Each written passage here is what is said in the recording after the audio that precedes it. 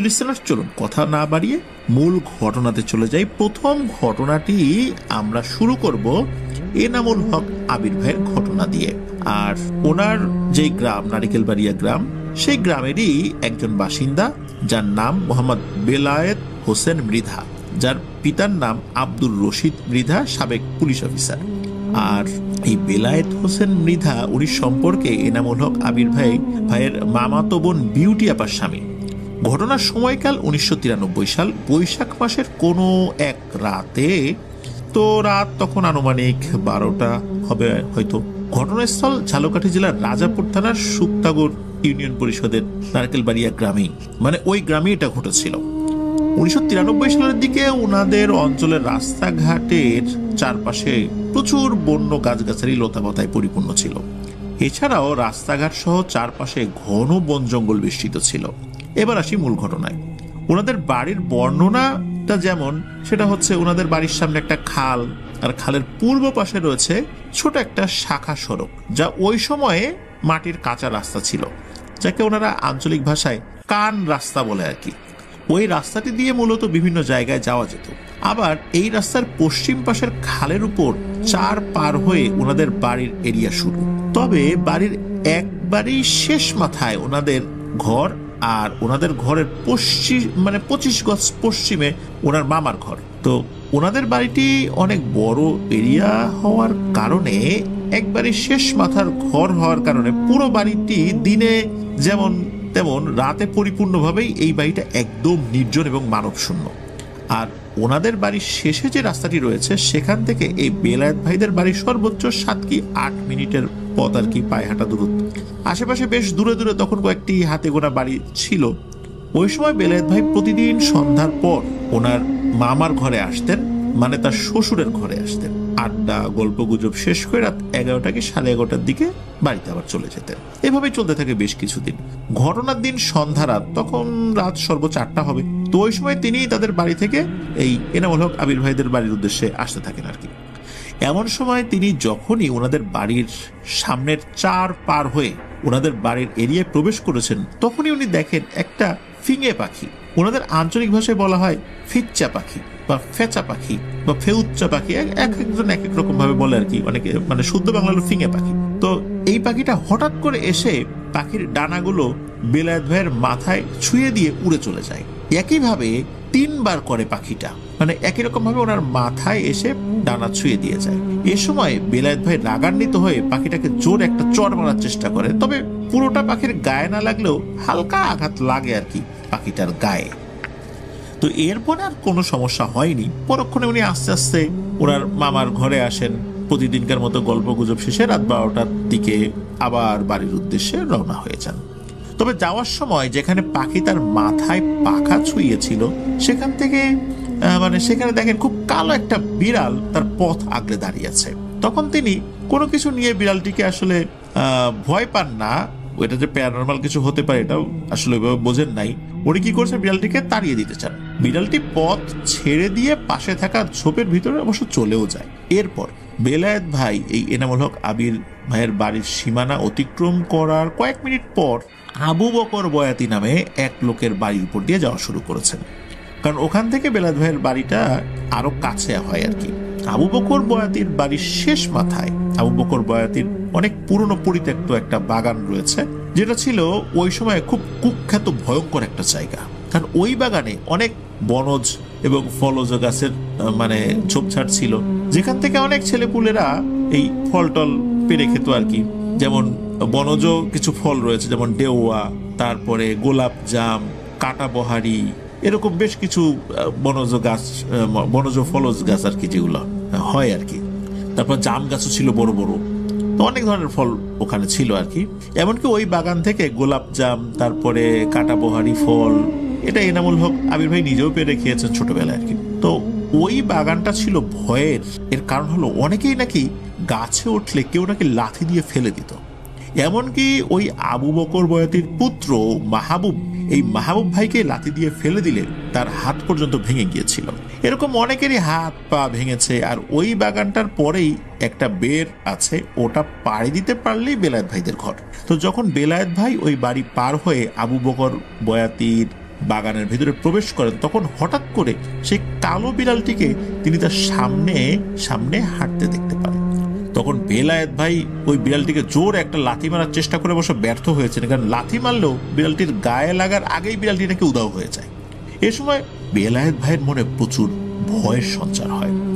বিড়ালটি হঠাৎ করে এরকম অদৃশ্য হয়ে যাচ্ছে কেন, আবার চলে আসছে, আবার লাথি মারতে গেলে অদৃশ্য হয়ে যায়, যায়টা কোথায় বিড়াল?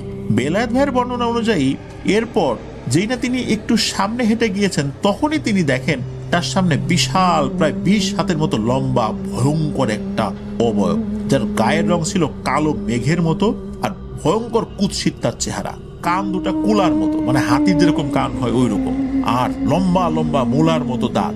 এই ভয়ঙ্কর অবয়বকে দেখে তিনি এতটাই ভয় পেয়েছেন যে ও বাবা গো মা গো বলে জোরে দিয়েছেন এক চিৎকার। ঠিক এমন সময় ওই অবয়বটি বেলায়েত ভাইকে ধরে শূন্যে ছুঁড়ে মেরেছেন। তিনি ওখান থেকে প্রায় 30 হাত পরিমাণ দূরত্বে থাকা বেড়ে গিয়ে ছিটকে পড়েন। অমনি ওই অবয়বটিও এক লাফে ওই বেড়ে বেলায়েত ভাইয়ের উপরে ঝাঁপিয়ে পড়ে।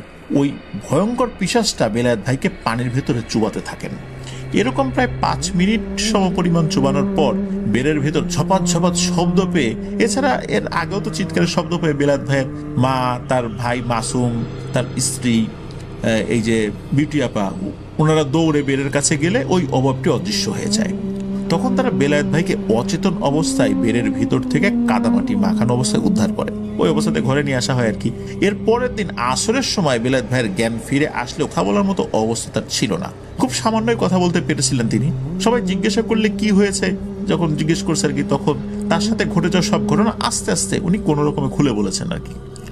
ওই দিন রাত্রে ওনাদের এলাকার একজন স্বনামধন্য রাকি মোহাম্মদুল্লাহ তার নাম, এই মোহাম্মদুল্লাহ কাকাকে নিয়ে আসা হয় আর কি। তিনি বিষয়টি শুনে বিষয়টা বোঝার চেষ্টা করেন এবং বেলায়েত ভাইকে পরীক্ষা করেন। তিনি বিষয়টা বুঝতে পারেন। এই মোহাম্মদুল্লাহ কাকা এক পর্যায়ে ওই ভয়ঙ্কর পিশাচকে হাজির করতেও সক্ষম হন। তখন ওই পিশাচকে জিজ্ঞেস করলে, সে যখন জিজ্ঞেস করেছে আর কি বেলায়েত ভাইয়ের কেন ক্ষতি করা হয়েছে, এই সময় পিশাচ বলেছে যে এই পিশাচটা বহু বছর আগে থেকে এই পথে চলাফেরা করে আর কখনো এই পিশাচটা নিজের রূপে কারো সামনে আসে না। তো এই সময় ভয়ঙ্কর পিশাচ আরো বলে যে আমাকে কেউ স্বরূপে কেউ দেখলে সে সাথে সাথেই মারা যাবে ভয়ে, আর এই কারণেই মূলত আমি কারো সামনে এইভাবে আসি না, তবে আমার চলাচলের পথে যদি কেউ ব্যাঘাত ঘটায় ইচ্ছাকৃতভাবে তখনই আমি আমার স্বরূপে আসি। এরপরে ওই পিশাচটা জানায় যে এই যে বেলায়েত ভাই তার চলার পথে বিঘ্ন ঘটিয়েছে, যার কারণে ওই পিশাচ বেলায়েত ভাইয়ের উপর আগে থেকেই বিরক্ত ছিল। তিনি চেয়েছিলেন বেলায়েত ভাইকে পাখি ও বিড়ালের বেশ ধরে ভয় দেখিয়ে তার চলাচলের পথ থেকে সরিয়ে দিতে, কিন্তু বেলায়েত ভাই যখন ওই পাখি ও বিড়ালকে চড় লাথি মারে তখন এই পিশাচটা প্রচন্ড রাগান্বিত হয়ে পড়ে। তাই সামান্যতমই শাস্তি দিয়েছেন, মূলত তাকে মেরে ফেলার উদ্দেশ্য ছিল না, ভয়টয় দেখিয়ে হালকা পাতলা শাস্তি দেওয়ার উদ্দেশ্য ছিল। আর ওই পিশাচটা ভয়ঙ্কর হলেও সে কাউকে হত্যা করার ইচ্ছা পোষণ করে না। তখন ওই মোহাম্মদুল্লাহ কাকা পিশাচের কাছে অনুরোধ করে বলেন যে তার তো একটা ছেলে মেয়ে আছে, আর ও তো না বুঝেই করে ফেলেছে, ওকে ক্ষমা করে দাও, শাস্তি তো দিছই, আর এখন বলো কি করলে ক্ষমা করবা, ও তো তোমার আর কোনো ক্ষতি করবে না। তখন বলে যে ওকে তো আসলে আমি এমনিতেও মারতাম না, আর যেহেতু আমার নজর ওর উপর পড়েছে আর ওকে দেখলে আবারও আমার মেজাজ গরম হবে, তখন একটা ক্ষতি করার ইচ্ছা হতে পারে, তো যাই হোক আমাকে একটা কালো খাসি দাও। আর এই কালো খাসিটা বেলায়েতের রেখে আসার দরকার নাই, বেলায়েতের মা নিজের হাতে ওই বাগানের কাছে রেখে আসতে হবে, আর সেটা করতে হবে রাত 12টার পরে। আর এরপর থেকে বেলায়েত এই বাগানের রাস্তাটায় যেন আর কখনো না আসে, এটাই হলো আমার নির্দেশনা। তো সেই অনুযায়ী সেটাই করা হয়। প্রায় 1 মাস চিকিৎসা করার পর বেলায়েত ভাই মোটামুটি সুস্থ হয়ে যান। তবে বেলায়েত ভাইয়ের একটা রোগ হয়েছিল, সেই রোগ থেকে উনি পুরোপুরি আসলে সুস্থ হননি। আর এই যে মোহাম্মদুল্লাহ যিনি রাকি, তিনি ওনাদের এলাকার একজন প্রসিদ্ধ আলেম এবং এই এনামুল হক আবির ভাইয়ের মায়ের শিক্ষক মোহাম্মদ মুজিবুল হক মাওলানা নানুর ছেলে আর কি। আর মুজিবুল হক নানার কথা কিন্তু আমরা 98 নম্বর এপিসোডের একটা জায়গায় কিন্তু উল্লেখ করেছি, মৃত্যু পরোয়ানা যেই ব্যাপারটা ছিল আর কি, যেখানে শেষ 98 এপিসোডের শেষ ঘটনা আর কি, এটার শিরোনাম ছিল মৃত্যু পরোয়ানা, সেখানে উল্লেখ রয়েছে। তো প্রিয় লিসেনার্স, আসলে প্রতিনিয়ত চলার পথে আমরা কিন্তু অনেক ধরনের ভুল করে ফেলি, বুঝতে পারি না। বিশেষ করে রাতের বেলা চলাচলের ক্ষেত্রে আমাদের সতর্ক হওয়া উচিত, আর সতর্ক না হলে কিন্তু এই ধরনের বিপদগুলো হতেই থাকবে। অনেক সময় দেখা যায় খুব সামান্য কারণেই মানুষের মৃত্যু হতে পারে এই পিশাচদের আক্রমণে, আমাদের নিজেদের ভুলের কারণে। অনেক সময় দেখা যাচ্ছে যে তাদের সাথে নেগোসিয়েশন করে সেই সমস্যা থেকে বের হওয়া যায় আল্লাহর ইচ্ছায়, আবার কখনো কখনো কোনোভাবেই সম্ভব হয় না, তখনই নিরপরাধ প্রাণগুলো ঝরে যায়। আল্লাহ আমাদেরকে হেফাজত করুন। তো এই ঘটনাটি এ পর্যন্তই।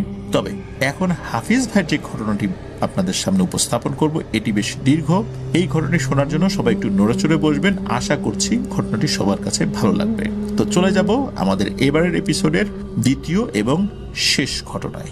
তো এখন যে ঘটনাটি আপনাদের সাথে শেয়ার করব, এই ঘটনাটি গাইডঘাট গ্রামের আজিজ চাচার কাছ থেকে হাফিজ ভাই সংগ্রহ করেছেন।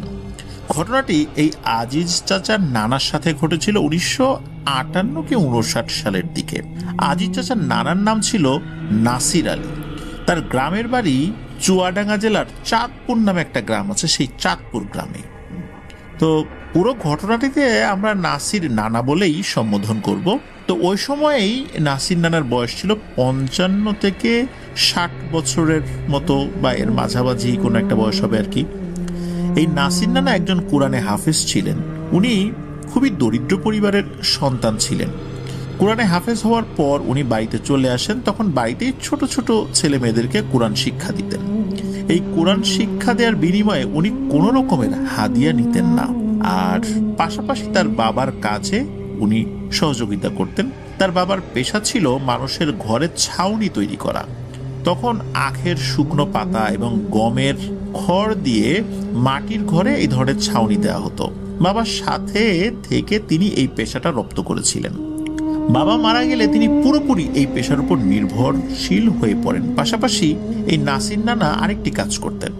গ্রামে কেউ মারা গেলে তাকে গোসল করানো, বাঁশের চাটাই তৈরি এবং কবর খোঁড়া, লাশ কবরে নামানো সহ এই কাজগুলো উনি নিজের হাতেই করতেন।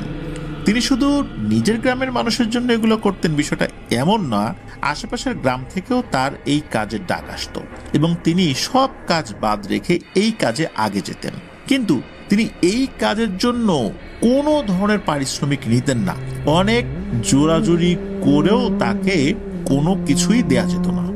কিন্তু ওনার একটা জিনিস কিন্তু ছিল, মানে ওনার মধ্যে, সেটা হলো কেউ যদি আত্মহত্যা করত, এই আত্মহত্যাকারীর গোসল, জানাজা, কবর এটা উনি করতেন না।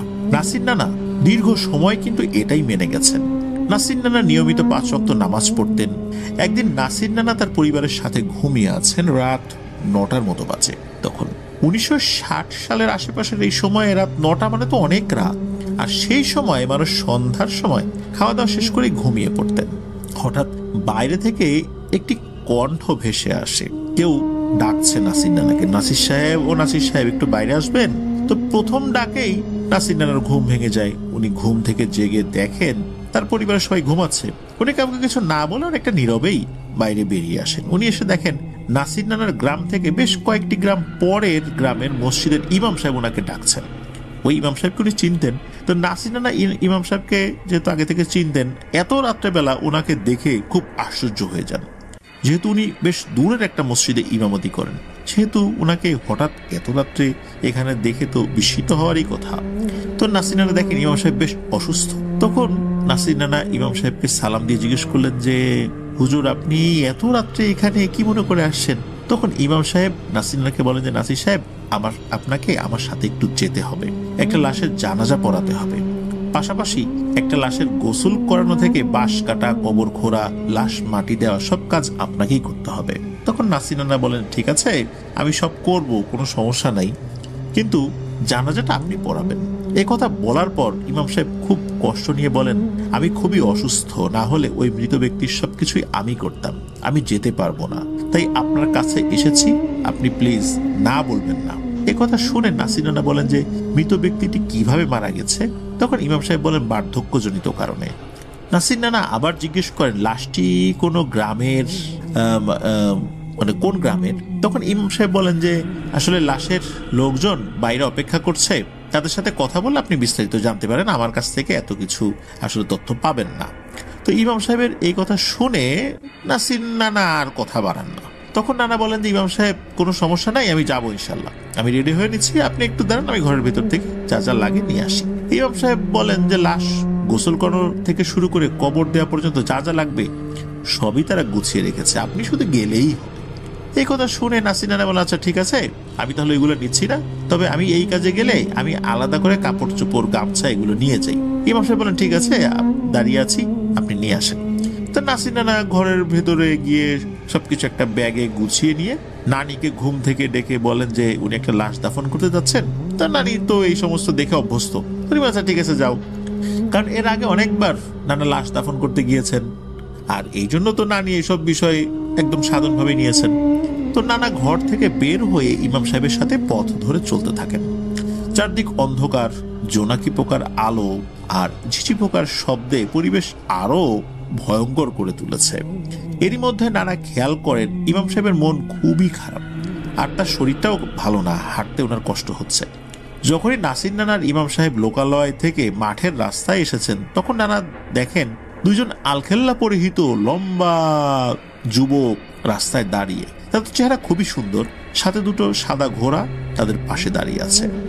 নাসির নানা তাদের দেখেই বুঝতে পারেন না স্বাভাবিক মানুষ না, আর স্বাভাবিক মানুষ এত লম্বা হতে পারে না।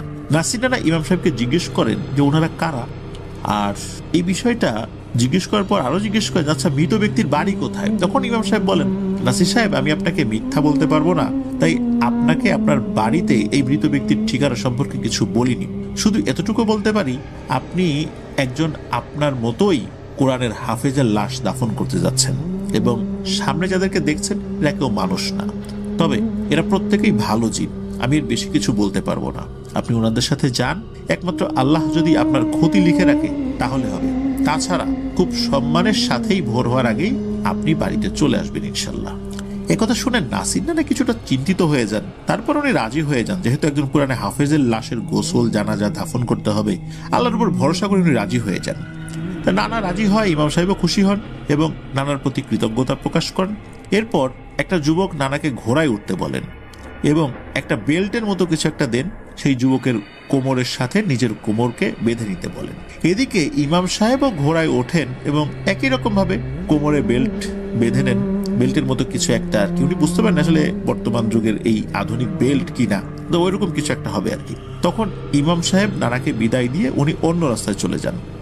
আগন্তুক নানাকে বলেন যে আপনি আমাদের মেহমান, আপনি ভয় পাবেন না, আমরা আপনাকে সহি সালামতে পৌঁছে দেবো ইনশাল্লাহ। নাসির নানা তার কথা শুনে জিজ্ঞেস করেন, আমরা কোথায় যাচ্ছি? তখন আগন্তুক বলে ওঠেন, আপনি গেলে নিজের চোখেই সব দেখতে পাবেন। এর মধ্যেই ঘোড়াটি দৌড়ানো শুরু করে। নাসির নানা দেখেন এই ঘোড়াটি মাঠের মধ্যে খুব দ্রুত দৌড়াচ্ছে এবং খুব দ্রুত বিভিন্ন চোখের পলকে এক জায়গা থেকে আরেক জায়গা চলে আসছে আর কি। এক পর্যায়ে অনেক পুরনো একটা আম বাগানের ভেতর প্রবেশ করে। এরপর বাগানের ভেতরে দৌড়াতে দৌড়াতে একটা পর্যায়ে ঘোড়াটি উড়ে যেতে শুরু করে। চারদিকে মাঠ ঘাট নদী নালা সব নিচে রেখে উপরে অন্ধকারে উঠতে থাকে। ঘোড়া এত দ্রুত উড়ে যাচ্ছিল, নানা মাঝে মাঝে ভয় পেয়ে চোখ বন্ধ করে রাখছিল। বেশ কিছু সময় পর ঘোড়াটি নিচের দিকে নামতে শুরু করে। নানা দেখতে পান বিশাল একটা জঙ্গলের মাঝামাঝি ঘোড়াটি চলে আসে এবং ওখানে আসতেই ঘোড়া থেমে যায়। এরপর ঘোড়া জঙ্গলের ভিতরে নেমে হাঁটা শুরু করে দেয়। অল্প একটু হাঁটার পরেই ঘোড়াটি থেমে যায়। এরপর ঘোড়ায় বসে থাকা জিনটি বেল্ট খুলে দেয় এবং নানাকে নিচে নামতে বলেন। নানা নিচে নেমে দেখেন চারদিকে বিশাল বিশাল গাছ, এই গাছের মধ্যে সুন্দর একটা রাস্তা। ওই জিনটা ঘোড়াটাকে ছেড়ে দিয়ে নাসির নানাকে নিয়ে ওই পথ দিয়ে চলা শুরু করে। একটা পর্যায়ে নাসির নানা চারদিকে লম্বা একটা প্রাচীর দেখতে পান এবং খুবই সুন্দর একটা গেটও দেখতে পান। নাসির নানা তার জীবনে এত সুন্দর বাড়ির গেট কখনোই দেখেননি। গেটের কাছে আসতেই নাসির নানা দেখেন যে প্রাচীরগুলো পাথর দিয়ে তৈরি। নাসির নানা গেটের কাছে আসতে গেটটা খুলে যায়, মনে হচ্ছে তার অপেক্ষায় যেন গেটের পাশে কেউ দাঁড়িয়ে ছিল। নাসির নানা প্রবেশ করতেই দেখেন চারপাশে অসংখ্য ফুল আর ফলের গাছ। এত সুন্দর দৃশ্য দেখে উনি অভিভূত হয়ে যান। তিনি জিজ্ঞেস করেন ওই জিনকে যে আমি কি আমার জগতে আছি নাকি অন্য কোনো জগতে আছি? তখন জিন বলেন আপনি আপনার জগতেই আছেন। তখন নাসির নানা জিজ্ঞেস করেন আমি আমার জগতের কোন জায়গায় আছি? তখন ওই জিনটা বলেন এটা আমি সঙ্গত কারণে বলতে পারবো না, কারণ এটা আমাদের সর্দারের নিষেধ আছে, আপনি বিষয়টা ক্ষমা সুন্দর দৃষ্টিতে দেখবেন। এটা বলার পর নাসির নানা আর কিছু না বলে জিজ্ঞেস করেন লাশ কোথায়? তখন নানাকে বলেন ওই জিনটা যে আপনি একটু সামনে গেলেই দেখতে পাবেন। তো নানা ওই ব্যক্তির সাথে হাঁটতে থাকেন। এক পর্যায়ে নানা দূর থেকে একটা ফাঁকা জায়গা পান এবং সেখানে অনেকগুলো লম্বা আকৃতির মানুষ দেখতে পান এবং তাদের মাঝে একটা খাটিয়া দেখতে পান। এই খাটিয়ার পাশে বসে কয়েকটি ছোট বাচ্চা কোরআন হাতে নিয়ে পড়ছে, আর একটা ছেলে খুব বেশি কান্নাকাটি করছে। ছেলেটাকে দেখে 14 কি 15 বছর বয়স হবে বলে মনে হচ্ছিল ওনার কাছে। আর এর থেকে একটু দূরেই 60 থেকে 70 জন লম্বা আকৃতির মানুষ দাঁড়িয়ে আছে। এদের মধ্যে একজন বৃদ্ধ দাড়িওয়ালা ব্যক্তি একটা চেয়ারে বসে আছেন। সবাই ওই বৃদ্ধকে ঘিরে চুপচাপ দাঁড়িয়ে আছেন। আর লাশের পাশেই একটা ছোট খুব সুন্দর ঘর দেখতে পান। এর মধ্যে নানাকে তার সাথে থাকা জিনটা বলে ওঠেন, আপনি এখানে যাদের দেখছেন এবং পরবর্তীতে যাদের দেখবেন তারা কেউই মানুষ নন, সবাই আমার মতোই জিন। এমনকি যে বাচ্চাটিকে দেখছেন সেও জিন। আপনি যেন ভয় না পান তাই সবাই মানুষের সুরত ধরে আছে। কিন্তু আপনি যে লাশটা দেখতে পাচ্ছেন সেই লাশটা একটা মানুষের। জিনের কথা শুনে এতক্ষণ যাদেরকে নিয়ে তিনি দ্বিধায় ছিলেন, আসলে উনি মানুষদের দেখছেন না জিনদেরকে দেখছেন, এই বিষয় তো ক্লিয়ার হয়ে যান। কিন্তু একটা মানুষের লাশকে ঘিরে জিনেরা কান্নাকাটি করছে কেন? নাসির নানা আগে ওই বৃদ্ধ জিনের সর্দারের কাছে যান এবং সালাম দেন। ওই বৃদ্ধ সালামের উত্তর নেন। ওই বৃদ্ধ নাসির নানাকে বলেন যে আপনি আমাদের কাছে এসেছেন, আমরা আপনার প্রতি কৃতজ্ঞ। আপনি যত দ্রুত সম্ভব এই লাশের দাফনের ব্যবস্থা করুন, কারণ আপনি হয়তো সব শুনেছেন যে আমরা জিন জাতি। তো আমরা খুব ভালো জিন, এখানে যাদের দেখছেন তারা পরহেজগার জিন। আপনি নির্ভয়ে সব কাজ করবেন। নাসির নানা বললেন ঠিক আছে, আপনি আমাকে লাশ গোসল করা থেকে দাফন করা পর্যন্ত যা যা লাগে দেন। তখন ওই বৃদ্ধ বলেন আপনি ওই ঘরের মধ্যে যান, ওখানে সব পাবেন। নাসির নানার কথা না বাড়িয়ে লাশের কাছে চলে আসেন। লাশের উপর থেকে সাদা কাপড়টি সরান। দেখেন একজন বৃদ্ধ মানুষ, বয়স 80-র আশেপাশে হবে, মুখ ভর্তি দাড়ি, চেহারাটা খুবই সুন্দর। নানা লাশটির মুখ আবার ঢেকে দিয়ে ঘরের ভেতরে যান। নানার সাথে যে জিনটাকে আর কি দেখা যায়, মানে যে জিনটা তাকে নিয়ে এসেছিল, তো তাকেও নানা ঘরে আসতে বলেন আর কি। তো জিনটা নানার সাথে ওই ঘরের মধ্যে প্রবেশ করেন। তিনি দেখেন যে ওই ঘরটাও সম্পূর্ণ পাথরের তৈরি। ভেতরে একটা খাট আর কিছু তোষক, কিছু কাপড়, একটা গ্লাস, একটা প্লেট, একটা পানির জগ, আর রুমের সাথেই একটা ওয়াশরুম। ওয়াশরুমের মধ্যে একটা ছোট রুম আছে আর কি, ওটা ওয়াশরুমই আর কি। তো আর একটা রুম আছে, ওই রুমটা মনে হচ্ছিল একটা নামাজের জায়গা আলাদাভাবে করা, একটা বারান্দা, এই হচ্ছে ঘরের ঠিক জায়গা আর কি। তো ঘরের পেছনে ছোট একটা পুকুর দেখতে পান। পুরো পুকুরটা পাথর দিয়ে বাঁধাই করা এবং এই পুকুরের পাশে একটা চৌকি রাখা আছে। তো নাসির নানা বুঝতে পারেন যে লাশের গোসল করার জন্যই এভাবে ব্যবস্থা করে রাখা হয়েছে। নাসির নানা ঘর থেকে একটা কোদাল, একটা বড় দা আর একটা শাবল নিয়ে রুমের বাইরে আসেন যেখানে লাশ রাখা ছিল। উনি সাথে থাকা একটা জিনকে বলেন, মানে ওই জিনটাকেই বলেন যে এখানে বাঁশ কোথায় পাবো। সাথে থাকা জিনটি বলেন আমরা বেশ বাঁশ কেটে নিয়ে আসছি, আপনি আপনার মতো করে বাঁশ কেটে খাঁচা তৈরি করেন। তো স্থানীয় ভাষায় আসলে আমরা যে লাশ কবরে রাখার পর এবং মাটি দেওয়ার আগে বাঁশ দিয়ে যে ঘের দেওয়া হয়, এটাকে আসলে আমরা খাঁচা বলি অনেক জায়গাতেই। তো নাসির নানার সামনে বাঁশগুলো নিয়ে আসলে তিনি খুব সুন্দর করে সেই বাঁশগুলোকে কেটে যা যা করার দরকার করেন আর কি। এরপর নানা বলেন যে আপনারা কবর কোথায় খুঁড়বেন। একথা বলার পর ওখানে থাকা বৃদ্ধ জিন বাড়ির পাশে একটি সুন্দর পরিষ্কার জায়গা দেখান। নানা সেখানে কবর খোঁড়া শুরু করে দেন। উনি একটা জিনিস খেয়াল করেন যে উনি কোদাল বা শাবল ব্যবহার করছেন, এগুলো খুবই ধারালো। একটা সময় নানার কবর খোঁড়া শেষ হয়, তখন নানা লাশকে গোসল করানোর জায়গায় নিয়ে যেতে বলেন। তো জিনেরা কথা মতো লাশকে সেই পুকুরের পাশে নিয়ে যান। পাশে থাকা চৌকির উপর লাশটি রাখেন, এক ধরনের কাপড় দিয়ে চারপাশে ঘিরে দেন। নানা দেখেন লাশের পাশে গরম পানি এবং বড়ই পাতা রাখা হয়েছে। নানা লাশটিকে সুন্দর করে গোসল দিয়ে বলেন যে লাশটিকে জানাজার জন্য এবার নিয়ে যান। তো নানার কথা মতো জিনেরা লাশটি জানাজার জন্য একটি নির্দিষ্ট স্থানে নিয়ে যান। এদিকে নানা পুকুরে গোসল শেষ করে ঘরের ভেতরে গিয়ে কাপড়ে নিজের যেই কাপড় নিয়ে এসেছেন আর কি ব্যাগে করে আর কি, সেই কাপড় পরিবর্তন করে জানাজার স্থানে আসেন এবং বৃদ্ধকে বলেন যে আপনি জানাজা পড়ান। তখন ওই বৃদ্ধ জিন বলে জনাব, জানাজা আপনাকেই পড়াতে হবে। তো নানা বৃদ্ধকে অনুরোধ করলো। বৃদ্ধ যেহেতু নানাকেই জানাজা পড়ানোর অনুরোধ করেন এবং তাকে বলেন যে আপনি আর কাউকে অনুরোধ করবেন না, আপনিই পড়ান। নানা যেন আর কাউকে আবার অনুরোধ না করেন। এটা তো ভদ্রতার ব্যাপার, কারণ বয়োজ্যেষ্ঠরা থাকলে নামাজের ইমামতি করা থেকে শুরু করে নিয়ে বেশ কিছু বিষয় তাদেরকেই প্রথমে বলতে হয়, এটা একটা সাধারণ ভদ্রতা। তো নানা কিন্তু সেই ভদ্রতা দেখিয়েছিলেন, কিন্তু ওই বৃদ্ধ বলছেন যে আপনি আর কাউকে অনুরোধ করার দরকার নেই, আপনি শুরু করেন। তো নানা লাশের জানাজার যথাযথ নিয়মে শেষ করেন। তো নাসির নানা একটা জিনিস খেয়াল করেন যে জানাজার নামাজের সময় হাজার হাজার জিন কাতারে দাঁড়িয়ে আছে। একটু আগেও যাদেরকে দেখা যায় তো যাই হোক, নানা জানাজা শেষ করে লাশ দাফনের জন্য কবরে নিয়ে যান। যথাযথ নিয়ম মেনে লাশটি দাফন করা হয়। লাশ দাফন শেষে নানা বলেন, আমাকে এইবার আমার বাড়িতে পৌঁছে দিয়ে আসেন। তখন ওই বৃদ্ধ সর্দার জিন বলেন, আপনি আজ আমাদের অনেক বড় উপকার করেছেন, এই ঋণ শোধ করার না, তারপরও যদি কিছু চান বলেন, আমরা আপনার চাওয়া পূরণের চেষ্টা করব ইনশাল্লাহ। তখন নানা বলেন, আজ পর্যন্ত লাশ গোসল থেকে শুরু করে দাফন করা পর্যন্ত আমি অনেকবার এই কাজটি করেছি, কিন্তু কোনোদিন কারো কাছ থেকে বিনিময়ে কিছু নেইনি। আপনি আমাকে উপহার দেওয়ার কথা বলে আর লজ্জা দেবেন না। তখন জিন সর্দার বলেন, ঠিক আছে, কিন্তু আপনি কোদাল, দা আর এই শাবলটি নিয়ে যান, এটা আমি আপনাকে এমনিই দিলাম। উনি বলেন, এটা আমাকে দিয়েন না, আমাকে বাড়িতে পৌঁছে দেন, তাতেই হবে। তখন সর্দার নির্দেশ দেন নাসির নানাকে যেন সসম্মানে পৌঁছে দেওয়া হয়। কথা মতো জিন যেভাবে নিয়ে এসেছিল ঠিক সেভাবেই তাকে বাসায় পৌঁছে দিয়ে যায়।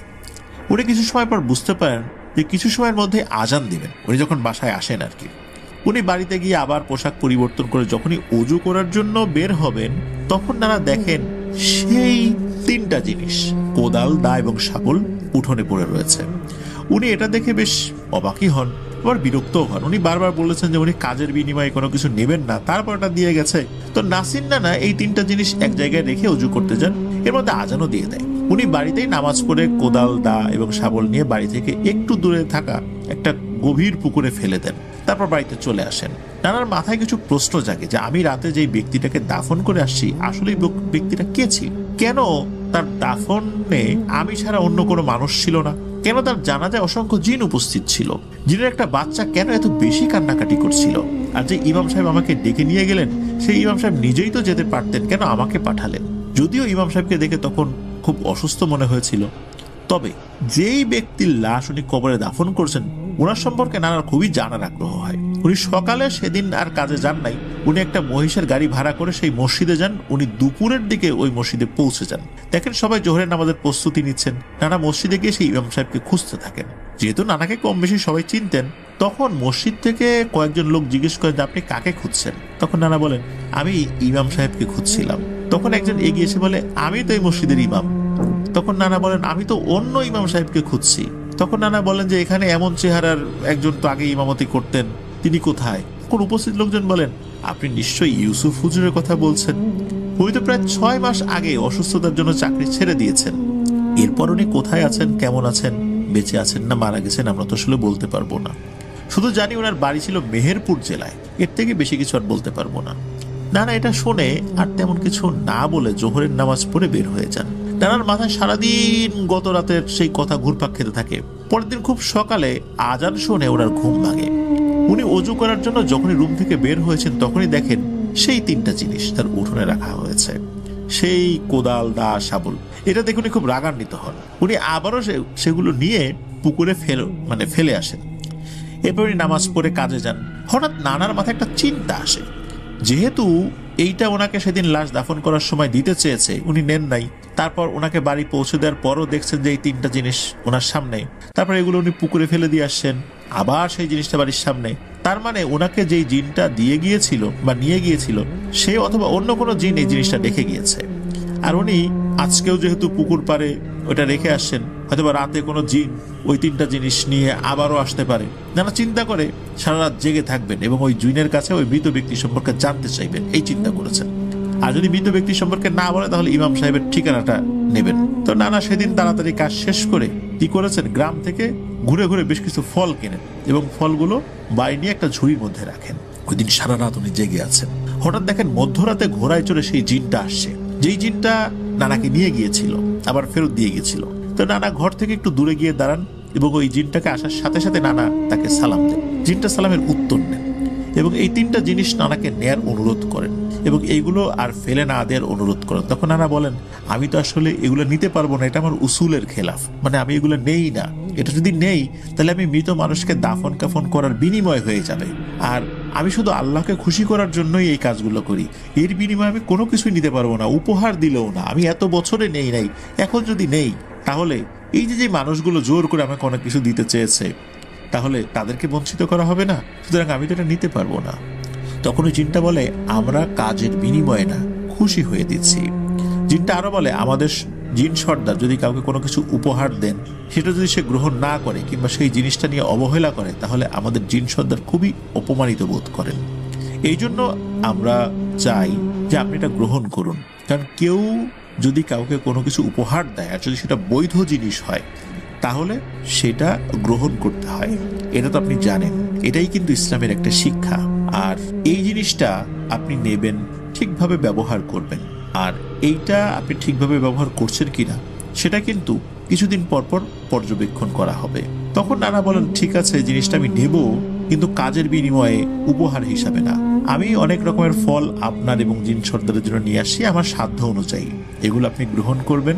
তাহলে আপনি আমাকেও সম্মান করলেন, আর আপনারা যেটা দিতে চেয়েছেন সেটা আমি রাখলাম, আপনাদেরকে সম্মান করলাম। আর আমার ফলগুলো যদি আপনারা উপহার স্বরূপ নেন এবং সর্দারের কাছে নিয়ে যান, আপনিও রাখেন, তাহলে আমি 3টা জিনিস গ্রহণ করব। তখন জিনটা বলে, ঠিক আছে আপনার উপহার গ্রহণ করব। এরপর নাসির নানা ওই জিনের কাছ থেকে 2টা বিষয় জানতে চান। ওই ইমাম সাহেবের ঠিকানা, যাতে তিনি নিজেই সেখানে যেতে পারেন। আর ইমাম সাহেব নিজে না গিয়ে কেন নাসির নানাকে পাঠালেন, যদিও বা সেই সময় আসলে ইমাম সাহেবকে অনেক অসুস্থ মনে হয়েছিল ওনার কাছে। আর যাকে দাফন করা হলো ওই মৃত ব্যক্তি কে ছিল, তিনি এই নির্জন জায়গায় এতদিন কিভাবে ছিলেন। আর দেখা গেল জিনের সর্দার অসংখ্য জিন মৃত ব্যক্তির জন্য শোকাহত ছিলেন। তো এইগুলো কেন, এই জিনিসটা নাসির নানা জানতে চাইলেন। তো নানার মুখে এই প্রশ্ন জিন বেশ স্বাভাবিকভাবে বলেন যে, আমরা জানতাম আপনার মনে এই প্রশ্ন জাগবে, আর এটা জানাটাই এটা জাগাটাই স্বাভাবিক। আপনাকে মৃত ব্যক্তির সম্পর্কে বলার অনুমতি জিন সর্দার আমাকে দিয়েছেন। তিনি বলেছেন, যেহেতু তিনি নিজ হাতে মৃত ব্যক্তির সব কাজ সম্পূর্ণ করেছেন, তিনি যদি নিজ ইচ্ছায় তোমাদের কারো কাছে মৃত ব্যক্তির সম্পর্কে জানতে চায়, তাহলে তাকে সব ঘটনা জানিয়ে দেবে। কিন্তু তিনি যদি জানতে না চান, তাহলে কিছু বলবে না। যেহেতু আপনি জানতে চাইছেন, তাই আপনাকে সব বলবো। আর ইমাম সাহেবের বিষয়ে কোনো কথা বলতে পারবো না, আমি এই বিষয়ে অপারক। আর এই প্রশ্নটা আমাকে কখনো করবেন না। শুধু এতটুকু বলি, আপনি মৃত ব্যক্তি এবং ইমাম সাহেবের জন্য দোয়া করবেন। নাসির নানাকে জিন একটা ঘটনা বলেন। জিনটি বলেন যে এই পুরো ঘটনাটি জিন ওই ইমাম সাহেবের মুখেই শুনেছিলেন। জিন বলেন, যাকে নাসির নানা দাফন করেছেন তার নাম ছিল কুতুব শাহী। 1900 সালের দিকে বর্তমান মেহেরপুর জেলার গাংনী উপজেলার সাহারবাটি ইউনিয়নের কাজলা নদীর ধারে এই কুতুব শাহীর বাড়ি ছিল। উনি এবং ইমাম সাহেবের বাবা ছিলেন একজন কোরআনে হাফেজ। ইমাম সাহেবের বাবা এবং কুতুব শাহী দুইজনই এতিম ছিলেন। তাদের বাড়ি ছিল ভারতের কলকাতায়। ওনারা দুজন ভারতের কলকাতার একটি নামকরা মাদ্রাসা থেকে কোরআনে হাফেজ হওয়ার পর তাদেরকে কোরআনের শিক্ষা ছড়িয়ে দেওয়ার জন্য মেহেরপুর জেলায় পাঠানো হয়। মূলত মাদ্রাসা থেকে একটা ঠিকানা দেওয়া হয়, সেখানে এই ইমাম সাহেবের বাবা এবং কুতুব শাহী, এই কুতুব শাহী চাচাকে তাদেরকে যখন ঠিকানা দেওয়া হয়েছে, তারা তো দুইজন বন্ধু মিলে মাদ্রাসার শিক্ষকের দেওয়ার ঠিকানা অনুযায়ী চলে আসছেন এখানে, এবং দেখেন একজন বৃদ্ধ লোক মাদ্রাসায় বসে আছেন।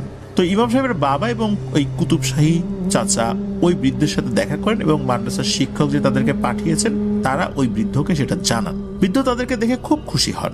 ওই বৃদ্ধ জানান, যা আমি এখানকার মানুষের কোরআন শিক্ষা দিতাম, তারাও আগ্রহের সাথে কোরআন শিখতে আসতো। আমার তো অনেক বয়স হয়ে গেছে, এই কারণে আমি তো এখন নিয়মিত তাদেরকে শিক্ষা দিতে পারি না, শরীরও আর কুলায় না। এই জন্য আমি তোমার মাদ্রাসার প্রধানকে কয়েকবার জানিয়েছি এখানে 2টা ছেলে দিতে, যারা এই মাদ্রাসার হাল ধরবেন। তিনি আমাকে আশ্বস্ত করেছিলেন পাঠাবেন। যাই হোক, তোমরা আসছো, আমি অনেক খুশি হয়েছি। আল্লাহ তোমাদের ইসলামের পথে কবুল করুন। এরপরই ইমাম সাহেবের বাবা এবং এই কুতুব শাহী চাচা ওই মাদ্রাসার সবাইকে কোরআনের আলোয় আলোকিত করতে থাকেন। এভাবে কেটে যায় 3 বছর। বৃদ্ধ হুজুরটি বার্ধক্যজনিত কারণেই মারা যান। তখন থেকে এই মাদ্রাসার সম্পূর্ণ দায়িত্ব এসে পড়ে এই ইমাম সাহেবের বাবা এবং কুতুব শাহী চাচার উপরে। তারা মাদ্রাসায় রান্না করতেন, এখানেই থাকতেন। মাদ্রাসায় থাকা অবস্থায় ইমাম সাহেবের বাবা এবং কুতুব শাহী চাচা অন্যের জমিতে শ্রম দিতেন, এর থেকে কিছু টাকা পেতেন। তো এই টাকা দিয়ে এই ইমাম সাহেবের বাবা এবং কুতুব শাহী চাচা নিজেদের যে প্রয়োজনগুলো হতো সেই প্রয়োজনে খরচ করতেন এবং বাকি টাকাটা জমা করতেন। তাদের আর একটা দিক ছিল, এই জমানো টাকার একটা অংশ থেকে মানুষকে সাহায্য করতেন, যেমন রাস্তাঘাট মেরামত, কোনো অসহায় মানুষের বাজার করে দেয়া, কোনো এতিম অসহায় ছেলে মেয়ের বিয়েতে খরচের জন্য সহযোগিতা করা, কারো অসুখ হলে অর্থ দিয়ে সাহায্য করা। এভাবে তারা দুজন এলাকার মানুষের প্রিয় ব্যক্তি হয়ে ওঠেন এবং গ্রামে কোরআনের আলো যাতে ছড়িয়ে দেওয়া যায় সেই চেষ্টা তো অব্যাহত ছিল। কোরআন শিখছিল মানুষ, বিভিন্ন বয়সের মানুষই তাদের কাছ থেকে কোরআন শিখতে থাকে।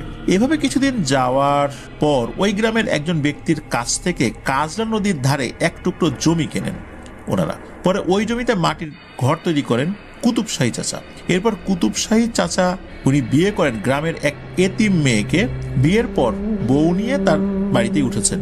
তো মাদ্রাসা থেকে চাচার বাড়ি ছিল বেশ দূরে, পায়ে হেঁটে যেতে 40 মিনিটের মতো লাগতো। তার কাজলা নদীর ধারে কিছু গাছপালা ছিল, তার একটু দূরেই একটা মাটির রাস্তা ছিল। তো উনি ওই রাস্তা ধরে বাড়িতে যাতায়াত করতেন। এই রাস্তায় একটা বিশাল আকৃতির বট গাছ ছিল। দিনের বেলায় যারা এই রাস্তায় চলাচল করতেন তারা এখানে বিশ্রাম নিতেন। আর এই বট গাছের পাশে ছোট্ট একটা ঘরে একটা বৃদ্ধ থাকতেন। উনি খুব পরহেজগার মানুষ ছিলেন।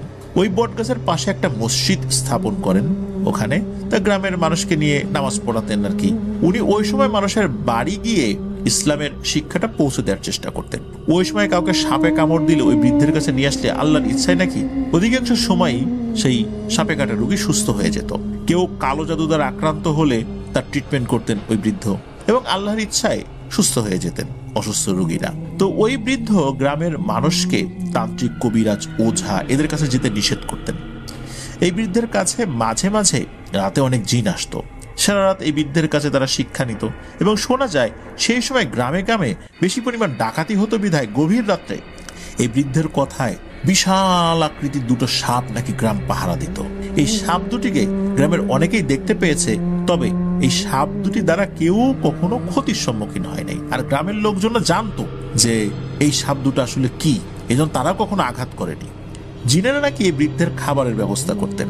এই কুতুব শাহী চাচা মাঝে মাঝে ওই বৃদ্ধের কাছে বসতেন, তার কাছ থেকে অনেক কিছু শিক্ষা নিতেন। মাঝে মাঝে ওই বৃদ্ধের জন্য বাসা থেকে খাবারও নিয়ে আসতেন। তো এত বিস্তারিত বলা হচ্ছে ঘটনাটি আসলে বোঝার জন্য আর কি। তো কুতুব শাহী চাচা প্রতিদিন খুব ভোরে তো উঠতেন, প্রয়োজনীয় কাজ শেষ করে মাদ্রাসার উদ্দেশ্যে রওনা দিতেন। তো মাদ্রাসার এশার নামাজটা শেষ করে বাড়িতে ফিরতেন। উনি যত রাতই হোক বাসায় চলে আসতেন। এদিকে ইমাম সাহেবের বাবা, উনি আবার মাদ্রাসার পাশেই বিয়ে করেছিলেন, এই জন্য উনি মাদ্রাসায় বেশি সময় দিতে পারতেন। তো বিয়ের 1 বছরের মাথায় কুতুব শাহী চাচার একটা ছেলে সন্তান হয়। তো মাটির ঘর ছিল তার। এই মাটির ঘরে বেশ সুখে শান্তিতেই ছিলেন সবাই। ধীরে ধীরে ছেলেটি বড় হতে থাকে। ছেলের বয়স 7 বছর তখন। সেটা খুবই চঞ্চল, আর নদীর পানি বাড়ি হওয়ায় ছোট থেকে মা বাবা বন্ধুদের সাথে নদীতে নামতেন। একদিন দুপুরের দিকে মাদ্রাসায় কিছু লোক আসেন বৃদ্ধকে খুঁজতে। যে বৃদ্ধটা ওই বট গাছের পাশে ওই যে ছোট ঘরে থাকতেন তাকে, তো তার পাশেই তো একটা ছোট্ট মসজিদ তৈরি করে উনি ছিলেন আর কি। তো তারা মাদ্রাসায় এসে জানান সকাল থেকে নাকি তাকে পাওয়া যাচ্ছে না, তিনি মাদ্রাসায় এসেছেন কিনা। তখন এই ইমাম সাহেবের বাবা এবং কুতুব শাহী চাচা বলেন যে ওই বৃদ্ধ তো এখানে আসেন নাই। তো এরপর ওই লোকগুলো চলে যান। ওই বৃদ্ধ মাঝে মাঝে মাদ্রাসায় আসতেন অবশ্য, এই জন্যই মূলত খোঁজ নিতে আসছিলেন তারা। আর যখন ওই বৃদ্ধ মাঝে মাঝে মাদ্রাসায় আসতেন এবং ছোট ছোট বাচ্চাদের দারুণ কিছু উপদেশ দিয়ে যেতেন, পাশাপাশি তাদের সাথে বেশ কিছু সময়ও কাটাতেন। ওই দিন রাত্রে কুতুব শাহী চাচা মাদ্রাসা থেকে এশার সালাত আদায় করে বের হতে গিয়ে দেখেন চারদিকে অন্ধকার নেমে আসছে। আসলে অন্ধকার তো এশার পরে তো অন্ধকার থাকবে, কিন্তু মানে ঘুটঘুটে অন্ধকার নেমে আসার পেছনে একটা কারণ রয়েছে। আকাশে মেঘ করেছে, মাঝে মাঝে বিদ্যুৎ চমকাচ্ছে। তো উনি আয়াতুল কুরসি পরে নিজের শরীর বন্ধ করে বাড়ির উদ্দেশ্যে রওনা দেন। উনি মাদ্রাসা থেকে বের হয়ে দেখেন 2-1 ফোঁটা পানিও মানে বৃষ্টির পানি পড়া শুরু করেছে। তো চাচা বাড়ির পথ ধরে হাঁটা শুরু করেন। আকাশের অবস্থা খারাপ দেখে চাচা দ্রুত হাঁটা শুরু করেছেন। উনি যখন বটগাছ থেকে একটু দূরে, মানে তখনও বটগাছের কাছে এসে পৌঁছান নাই, উনি দেখতে পান বটগাছ এবং আশপাশে বিশাল ঝড় উঠেছে, অথচ অন্য কোনো জায়গায় কোনো ঝড় নেই। আর মেঘ করেছে তো অবশ্যই, চারদিকে অন্ধকার, পাশাপাশি তো একটা বৃষ্টি তো পড়ছেই, কিন্তু ঝড়টা শুধু ওই বটগাছের ওখানে। তো কুতুব শাহী চাচা যত বটগাছের কাছে যাচ্ছেন ততই ঝড়টা বেড়ে যাচ্ছে। আশেপাশের বড় বড় গাছ মনে হচ্ছে এখনই ভেঙে পড়বে। তো চাচা সাহস করে সামনে এগিয়ে চলছেন। তো তিনি বটগাছের কাছে আসতেই চাচার চোখ যায় মানে পাশে একটা জায়গায় যেখান থেকে কান্নার শব্দ আসছিল। চাচা দেখেন 7 থেকে 8টি কুকুর একটা 7 বছরের বাচ্চা ছেলেকে কামড় দেওয়ার চেষ্টা করছে, আর 10 থেকে 12টি বিশাল আকৃতির পাখি ওই বাচ্চাটাকে বাঁচানোর চেষ্টা করছে। ওই বাচ্চাটির চারপাশে তারা গোল বৃত্ত হয়ে দাঁড়িয়ে আছে, যেন জীবন চলে গেলেও এই পাখিগুলো কুকুর থেকে যে বাচ্চাকে বাঁচাবে এটা যেন না হয় আর কি। তো এটা দেখে চাচা পাশ থেকে একটা গাছের ডাল ভেঙে নিয়ে কুকুরের দিকে গিয়েছেন তেড়ে। চাচাকে আসতে দেখে কুকুরগুলো খুব রাগান্বিত ভাবে চিৎকার করতে থাকে, আর কুকুরগুলো 1 পা 2 পা করে পেছাতে থাকে। কুকুরগুলো যখনই পেছন দিকে সরে গেছে তখনই ওই বাচ্চাটি চাচার কাছে এসে জড়িয়ে ধরে, মানে চাচার কাছে চাচাকে জড়িয়ে ধরেছে আর কি। তো তো চাচা দেখেন বাচ্চাটির কয়েক জায়গায় কুকুরের নখের আঁচড় লেগেছে, সেখানে ক্ষত সৃষ্টি হয়েছে। তো বাচ্চাটি চাচার কাছে আসার সাথে সাথে ওই পাখিগুলো ওই কুকুরগুলোকে তাড়া করে। তো চাচা দেখেন কুকুরগুলো যেদিকে গেছে ওইদিকে ডালপালা মনে হচ্ছে সব ভেঙে চুরমার হয়ে যাচ্ছে। যখনই কুকুরগুলো আর ওই পাখিগুলো জঙ্গলের দিকে যাচ্ছে তখনই ওই দিকেই আর কি বিশাল ঝড়টা ওঠে আর কি। এক পর্যায়ে মনে হলো কুকুরগুলো নদীর দিকে নেমে গেল, আর কুকুরগুলোর পিছু পিছু পাখিগুলো নদীর দিকে উড়ে চলে গেল। এর মধ্যে চাচা ওই বৃদ্ধের ঘরের সামনে এসে সালাম দেন, কিন্তু ভেতর থেকে কোনো আওয়াজ আসে না। উনি দরজায় এসে উনি দেখেন যে দরজা বাইরে থেকে বন্ধ করা। এরপর উনি মসজিদে যান, সেখানে ওই বৃদ্ধ লোকটাকে পাওয়া যায় না। এরপর জোরে জোরে বৃষ্টি শুরু হয়। চাচা ওই বাচ্চা ছেলেটিকে কোলে নিয়ে বৃষ্টির মধ্যেই বাড়ির উদ্দেশ্যে রওনা হন। বাড়ি পৌঁছানোর আগে একটা ব্রিজ পড়ে। তো চাচা দেখেন যে ব্রিজের উপর লম্বা সাদা পাঞ্জাবি পরা একটা লোক দাঁড়িয়ে আছে। তো চাচা যখনই ওই লোকটির মুখোমুখি হয়েছেন দেখতে পান এই বাচ্চাটি তার কোল থেকে নেমে ওই পাঞ্জাবি পরিহিত লোকটির কাছে গেল আর কি। তো ওই পাঞ্জাবি পরিহিত লোকটি বাচ্চাকে খুব আদর করছে। এরপর ওই ব্যক্তি চাচাকে সালাম দেন, চাচাও সালামের উত্তর নেন। তো ওই ব্যক্তি চাচাকে বলেন, আজ আপনি আমার ভাতিজাকে রক্ষা করেছেন, আমাদের জাতি আপনার প্রতি কৃতজ্ঞ। মূলত এই বাচ্চাটি আমাদের সর্দারের ছেলে। এখানে যে বৃদ্ধ থাকে সেই বৃদ্ধের কাছে এই সন্তান রাতে এলেম শিখতে আসতো। আমাদের সর্দার এবং তার পরিবার এই বৃদ্ধকে অনেক সম্মান করে। এই বৃদ্ধের কারণে সবসময় এই গ্রামটা আল্লাহ সুরক্ষা দিতেন, কারণ আমাদের দুই ভাই রাতে বিশাল সাপের রূপ নিয়ে এই গ্রাম পাহারা দিত। আল্লাহ কবুল করতেন, এজন্যই আসলে সুরক্ষা দেয়া যেত। মাঝে মাঝে সাপ রূপী কিছু মানুষকে দেখা দিত, মানে সাপের রূপ নিয়ে কিছু মানুষকে তারা ওইভাবে দেখা দিত যারা দুষ্টু মানুষ, সাপের রূপ নিয়ে দেখা দিত যারা ভয় পেয়ে অন্য জায়গায় চলে যায়। আর রাতের বেলা মানুষগুলোকে ভয় দেখাতো যাতে করে অকারণে কেউ রাতের বেলা বাইরে বের না হয়। প্রয়োজনে বের হলে কারোর সাথে দেখা দিত না। আর দুষ্টু লোকদের সামনে ভয়াল সুরতে দেখা দিত যাতে করে এই গ্রামে কেউ ক্ষতি করতে না আসে। আর এই কারণেই এই গ্রামে রাতের বেলা চুরি ডাকাতি বা খারাপ কাজ করার জন্য কোনো লোকজন আসতে সাহস করত না। আমাদের সর্দারের ছেলে এবং তার নিরাপত্তার জন্য আরো কয়েকজন জিন এশার নামাজের পর বটগাছের ওখানে যান। তারা সবাই পাখির রূপে ওই গাছে বসেছিল।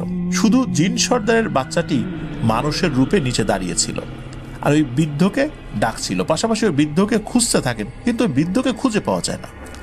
এর মধ্যে কিছু পিশাচ জিন কুকুর রূপে ওই বাচ্চাকে আচমকা আক্রমণ করে বসে। তাদের মূল উদ্দেশ্য ছিল এই ছোট বাচ্চাকে মেরে ফেলা অথবা বন্দি করে নিয়ে যাওয়া। ওই সময় আমি উপস্থিত ছিলাম না, আমাকে একটা জিন খবর দেওয়ার সাথে সাথে আমি চলে এসেছি। কিন্তু ওখানে যে জিনগুলো ছিল তারা আমাকে বলেছে এই শ্রেণীর জিনগুলো পানির নিচে বসবাস করে। এরা পানির ভিতরে খুবই শক্তিশালী, আর আমরা যারা ডাঙায় বসবাস করি তারা পানির নিচে গিয়ে এই জিনদের সাথে যুদ্ধ করে জেতা প্রায় অসম্ভব। কিন্তু এরা ডাঙায় অতটা শক্তিশালী না।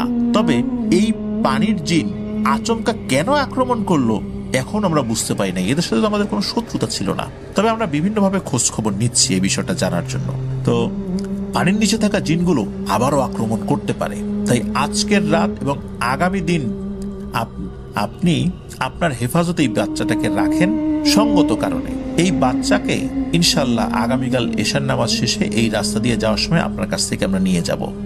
এর মধ্যে আপনি এই বাচ্চাকে প্রতিটা মুহূর্ত নিজের কাছে রাখবেন, কাউকে বলবেন না যে জিনের সন্তান, এমনকি আপনার পরিবারকেও না।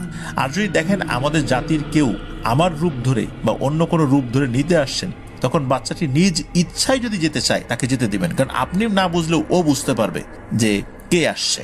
তাছাড়া কোনোভাবেই আজকে রাত এবং আগামীকাল বাচ্চাটিকে ছাড়বেন না, এবং এই বাচ্চাটিকে আপনার পরিবারের লোকজনও যেন দেখতে না পায়। তখন কুতুব শাহী চাচা বলেন, আমার পরিবারে তো আমার স্ত্রী এবং 7 বছর একটা ছেলে আছে, আমি যদি এই বাচ্চাকে নিয়ে বাড়ি যাই তাহলে তোরা সবাই দেখেই ফেলবে। তখন ওই চিন্তা বলে, আচ্ছা ঠিক আছে আপনি চোখটা বন্ধ করুন। তো কুতুব শাহী চাচা যখন চোখ বন্ধ করেন, মাত্র কয়েক সেকেন্ড পর আবার যখন চোখটি খুলতে বলেন, চোখ খুলে দেখেন ওই বাচ্চাটি তার পাশে নেই। তো উনি ক্ষণিকের জন্য চমকে ওঠেন, কিন্তু ওই জিনটা তার সামনে কিন্তু দাঁড়িয়ে আছে তখন চাচা দেখেন ওই জিনের হাতের উপর ছোট্ট একটা সাদা পাখি বসে আছে। চাচা এটা দেখে বুঝতে পারেন যে ওই ছোট্ট সাদা পাখিটাই তার সাথে থাকা ওই বাচ্চাটি। এরপর চাচা এবং ওই জিন পাখিটাকে নিয়ে বাড়ির রাস্তা ধরে হাঁটতে থাকেন। এক পর্যায়ে চাচা দেখেন দুই পাশ থেকে বেশ অনেকগুলো পাখি তাদের পাশ দিয়ে উড়ে যাচ্ছে। চাচাও বুঝতে পারেন যে আসলে ব্যাপারটা কি। এক পর্যায়ে চাচা বাড়িতে চলেও আসেন। তখন তার সাথে থাকা জিনকে চাচা বিদায় দিয়ে বাড়ির ভেতরে চলে আসেন। চাচা রুমে ঢোকার আগেই পাখিটাকে নিজের পাঞ্জাবির ভেতরে লুকিয়ে দরজায় নক করেন। কিছু সময় পর চাচি এসে দরজা খুলে দেন এবং জিজ্ঞেস করেন আজকে এত রাত হলো কেন। তখন চাচা বলেন বৃষ্টির মধ্যে তো তাই আসতে দেরি হয়ে গেছে। এরপর চাচি তার মতো করে ঘুমিয়ে পড়েন। চাচি ঘুমিয়ে গেলে চাচা পাঞ্জাবির ভেতর থেকে সেই ছোট্ট পাখিটা বের করেন, সুন্দর করে ঘরের একটা জায়গায় লুকিয়ে রাখেন এবং ওই পাখিটাকে বলেন যে তুমি চুপচাপ থাকো। এরপর চাচা ঘুমিয়ে পড়েন। তো ভোরে সেদিন উনি তাড়াতাড়ি উঠে পড়েছিলেন, আসলে রাত তো অনেক হয়ে গেছিল, খুব বেশিক্ষণ ঘুমাতেও পারেন নাই। তো চাচা বাড়িতে তাহাজ্জুদের নামাজ পড়েন এবং ফজরের নামাজটা বাড়িতেই আদায় করেন। তো চাচা সেদিন আর মাদ্রাসায় যান না। উনি খুব জরুরি কাজ ছাড়া বেশিরভাগ সময় আসলে রুমেই থাকতেন, ওই সময় ছিলেন আর কি।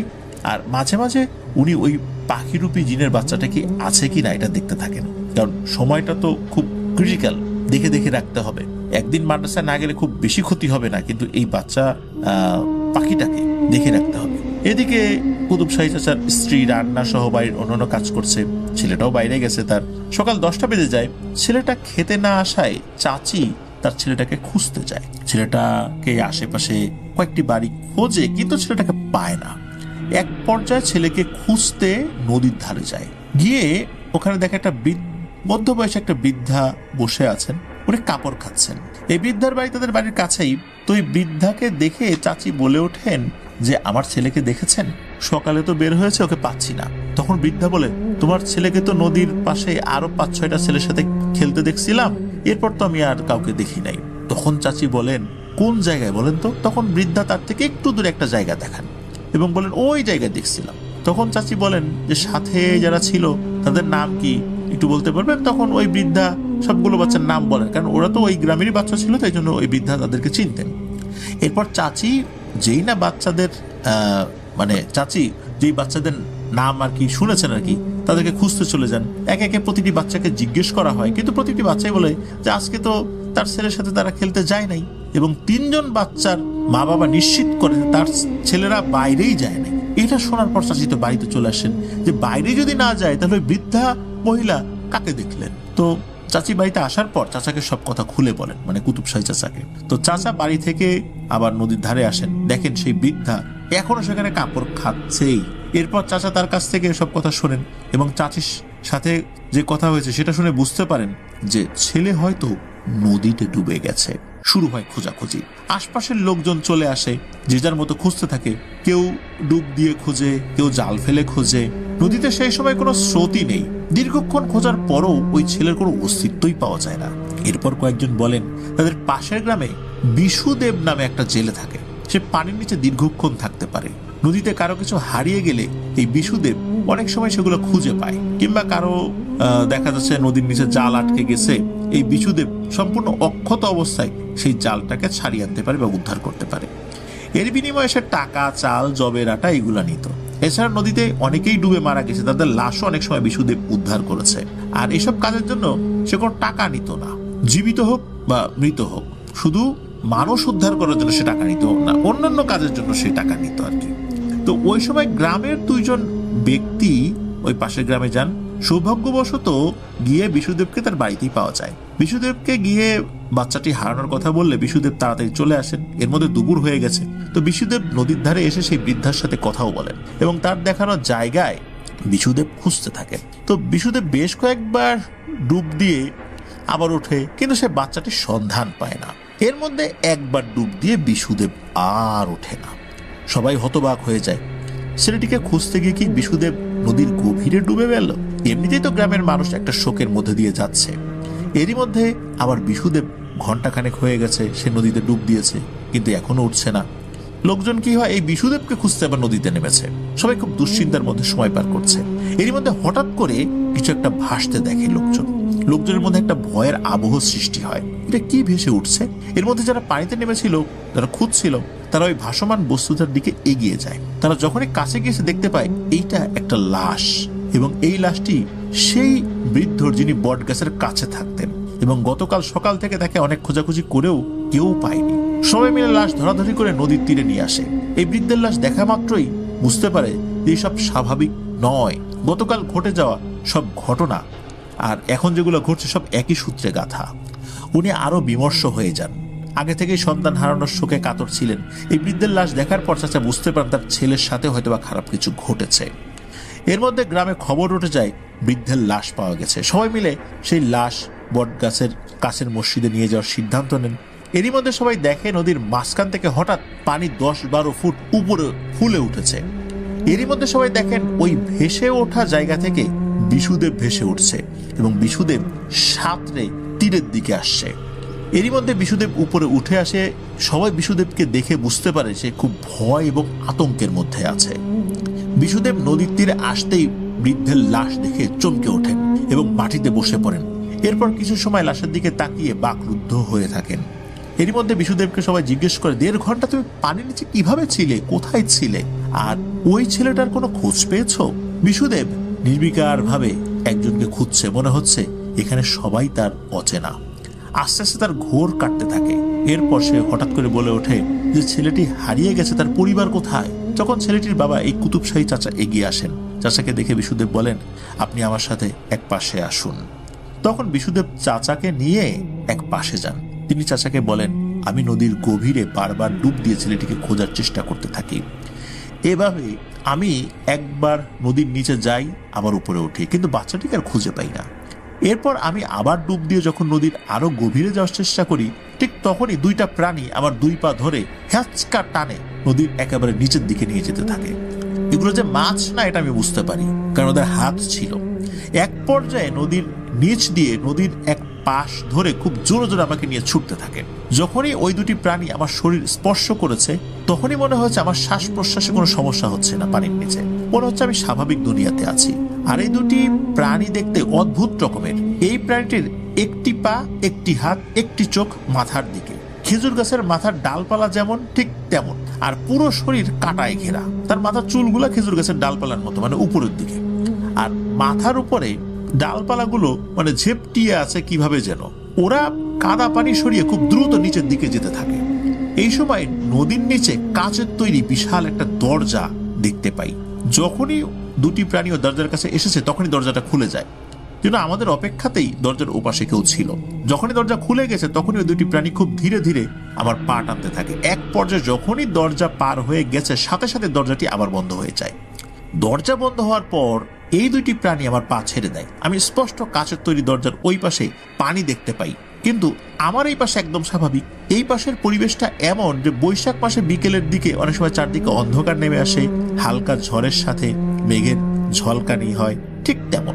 এরপর আমাকে বানরের মতো দেখতে 18 থেকে 20টি প্রাণী একটা গাছের ছাল দিয়ে আমার হাত পা পুরো শরীর বেঁধে ফেলে। এরপর তারা আমাকে কাঠের তৈরি একটা গাড়িতে তোলে। এরপর সব বানরের মতো প্রাণীগুলো গাড়ি টানা শুরু করে। আমি চিৎকার করছি, কিন্তু সেই চিৎকারের শব্দ যেন আমি ছাড়া কেউই শুনতে পাচ্ছে না। মনে হচ্ছে এই বুঝি জীবনটা শেষ হয়ে যাবে। আমাকে যে রাস্তা দিয়ে ধরে নিয়ে যাচ্ছে, তার চারপাশে অনেক অদ্ভুত আকারের প্রাণী দাঁড়িয়ে আছে। যেমন অনেকগুলোর মুখ সাপের মতো, অনেকগুলোর মাথা কুকুরের মতো, কারো কারো পুরো শরীর কাঁটাযুক্ত, কারো এক পা, এক হাত, এক চোখ, মানে বিভিন্ন ধরনের। আবার মাথা কাটা ঘোড়া, লম্বা লম্বা, এরকম। তো এই রাস্তার 2 পাশে খুব ভয়ঙ্কর ভাবে এরা দাঁড়িয়ে আছে এবং আমাকে দেখছে। এদেরকে দেখে তো আমার প্রাণ যায় যায় অবস্থা। আমাকে একটা গাছের সাথে বেঁধে ফেলা হয়। তার সামনে কিছু অংশ দেখা যাচ্ছে, কিন্তু এরপর কালো কুয়াশায় ঢাকা। সামনের দিকে দূরে আর কিছুই দেখতে পাচ্ছি না। মনে হচ্ছে আমার চোখের সামনে কালো কুয়াশা। কুয়াশাটা সাদা হয়, কিন্তু মনে হচ্ছে কালো কুয়াশা। এরপর এই গাছের সামনে বিশাল আকৃতির একটা পাতা রাখা হয়। পাতাটি অনেকটা গোল আকৃতির এবং এই পাতাটি কাঁটাযুক্ত। পাতার চারপাশে লম্বা লম্বা কাঁটা। এরপর ওখানে 6টা খুব ভয়ঙ্কর আকৃতির কুকুর রূপী প্রাণী আসে। তাদের মুখে রক্ত লেগে আছে। এই প্রাণীগুলো আসার পর এত দুর্গন্ধ পেয়ে বসে যেন আমার দম বন্ধ হয়ে যাবে। এই কুকুর রূপী প্রাণীগুলো ওই গোল আকৃতির এই পাতার উপর বসে এবং তারা তাদের ভাষায় 6 জন কথা বলা শুরু করে। ওরা যে কি ভাষায় কথা বলছিল আমি বুঝতে পারছিলাম না, এবং এরকম ভাষা আমি আগে কখনো শুনিও নাই। আর এর আগে কিন্তু কখনো কেউ আমার সাথে কথাও বলে নাই, খালি আমি দেখছিলাম। এই 6টা ভয়ঙ্কর কুকুররূপী প্রাণী প্রথম কথা বলে। আর তাদের চেহারাটা এমন ছিল যে পুরো শরীরটা নিচের দিকে একটা পা, উপরে একটা হাত, কিন্তু মুখের জায়গায় কুকুরের মতো। এরা কিছুক্ষণ বসে নিজেদের ভাষায় কথা বলে। এরপর ওদের জন্য খাবার নিয়ে আসে। যখন ওদের খাবার দেওয়া হয়, খাবারগুলো আরো দুর্গন্ধে ভরা। এই কুকুররূপী প্রাণীগুলোর শরীর থেকে এবং তাদের দেওয়া খাবারগুলো থেকে এতটাই দুর্গন্ধ আসছে যে আমার জন্য সহ্য করা অনেক কঠিন হয়ে গিয়েছিল। মনে হচ্ছে আমি যে কোনো সময় অজ্ঞান হয়ে যাব অথবা মারা যাব। তাদের খাবার দেওয়া হয় বড় বড় ইঁদুরের মৃতদেহ যেগুলো পচে গিয়েছে। তো খাওয়া দাওয়া শেষ করে ওই 6টি প্রাণী ওখান থেকে চলেও যায়। এরপর বানর আকৃতির ওই প্রাণীগুলো একটা লাশ নিয়ে এসে আমার সামনে রাখে। লাশটি দেখে আমি চিনতে পারি, কারণ এই বৃদ্ধ আশেপাশের মানুষের চিকিৎসা করতেন। তার চিকিৎসায় মানুষ সুস্থ হয়ে যেত। আমি আগেও তাকে অনেকবারই দেখেছি। এরপর মানুষের মতো দেখতে একজন সামনে আসে, যার মুখমণ্ডল কোনো পুড়ে যাওয়া মানুষের মতো। তাছাড়া 2 পা, 2 হাত, 2 চোখ সব মানুষের মতোই। সে এসে বলে, এই লাশটিকে নদীর উপরে ভাসিয়ে দিয়ে আসো এবং এই মানুষটিকে যেখান থেকে ধরে নিয়ে এসেছো সেখানে দিয়ে আসো। তখন বানর আকৃতির অনেকগুলো প্রাণী এসে লাশটি নিয়ে যায় এবং আমাকে বলে, তুই যে বাচ্চাটিকে খুঁজতে আসছিস সেই বাচ্চাটি আমাদের কাছেই আছে। এই বলেই ওই ব্যক্তি একটা জোরে চিৎকার দেয়। অমনি কালো কুয়াশার ভেতর থেকে কয়েকটি বানররূপী প্রাণী ওই বাচ্চাটিকে নিয়ে আসে। আমি দেখি ছেলেটি অচেতন অবস্থায় শুয়ে আছে, তার শরীরে কাটা ফোটারও হয়েছে। আমাকে কয়েক মুহূর্ত দেখানোর পর আবার সেই বানররূপী প্রাণীগুলো বাচ্চাটিকে নিয়ে কুয়াশার ভেতরে চলে যায়। এরপর ওই ব্যক্তি আমাকে বলে যে এই বাচ্চাটি এখনো জীবিত আছে। তার শরীরে যে কাঁটাগুলো গেঁথে রাখা হয়েছে, এই কাঁটাগুলি খুবই বিষাক্ত। যত দ্রুত এই কাঁটাগুলো এই বাচ্চার শরীর থেকে তুলে ফেলা যাবে সে তত দ্রুত সুস্থ হয়ে যাবে। কিছু সময় আগে যে 6টি প্রাণীগুলো দেখেছিস, এই 6টি প্রাণী হচ্ছে একটা গোত্রের ভয়ঙ্কর পিশাচ। এরা খুবই শক্তিশালী। এরা আমাদের মেহমান হিসাবে এখানে এসেছে। যে বৃদ্ধের লাশ নিয়ে গেছে ওই বৃদ্ধকে এই 6 পিশাচী হত্যা করেছে। এরা ভারতের এক অঘরী সাধকের শিষ্য। সে যা আদেশ দেয় তারা তাই মেনে চলে। আর এই 6 পিশাচের কথায় আমরা এই নদীর নিচে যারা থাকি তারা মেনে চলতে বাধ্য। তোকে আমি জীবিত এবং অক্ষত অবস্থায় ছেড়ে দিচ্ছি। তুই গিয়ে এই ছেলের পিতাকে বলবি তার কাছে যে একটা বাচ্চা ছেলে আছে তাকে যেন তোর কাছে দিয়ে দেয়, তাহলে আমরা এই বাচ্চাকে ছেড়ে দেব। এই কথা তুই এই বাচ্চার পিতা ছাড়া আর কাউকে বললে তুই এবং তোর পরিবারকেও কিন্তু কোনোদিন যদি নদীতে পাই তাহলে কিন্তু শেষ করে ফেলবে একদম। ছেলেটির পিতা যখন তোর কাছে কিছু দেবে তুই ওইটা নিয়ে নদীর সেই জায়গায় ডুব দিবি যেখানে আমরা তোকে ছেড়ে দেব। তবে তুই ডুব দিয়ে ওই ছেলেটা আমাদের কাছে দিলে আমরা এই ছেলেকে আবার তোর কাছে সাথে সাথেই দিয়ে দিব। তোর কোনো ক্ষতি করব না, তোকে আবার ঠিক মতো চলে যেতে দেব। মাগরিবের আজানের আগেই ওই ছেলেটাকে নিয়ে তোকে আমাদের কাছে আসতে হবে। যদি এর মধ্যে না আসতে পারিস তাহলে এই ছেলের লাশ নেওয়ার জন্য প্রস্তুত থাকতে বলবি। মনে রাখবি যেই 6টি ভয়ঙ্কর প্রাণীরূপী পিশাচকে দেখেছিস তারা এই বাচ্চার পিতার কাছে যেই ছেলেটি রয়েছে তাকে নেয়ার মাগরিবের আগ পর্যন্ত অপেক্ষা করবে। যদি এই সময়ের মধ্যে ওকে না পায় তাহলে এই ছেলেকে মেরে ফেলবে। তবে মাথায় রাখবি ওই ছেলেটাকে কিন্তু তোকেই নিয়ে আসতে হবে। আমি তখন তাকে বলি, ওখানে তো এখন অনেক মানুষ, এত মানুষের ভিড়ে ওই বাচ্চাটাকে নিয়ে আমি কিভাবে আসব?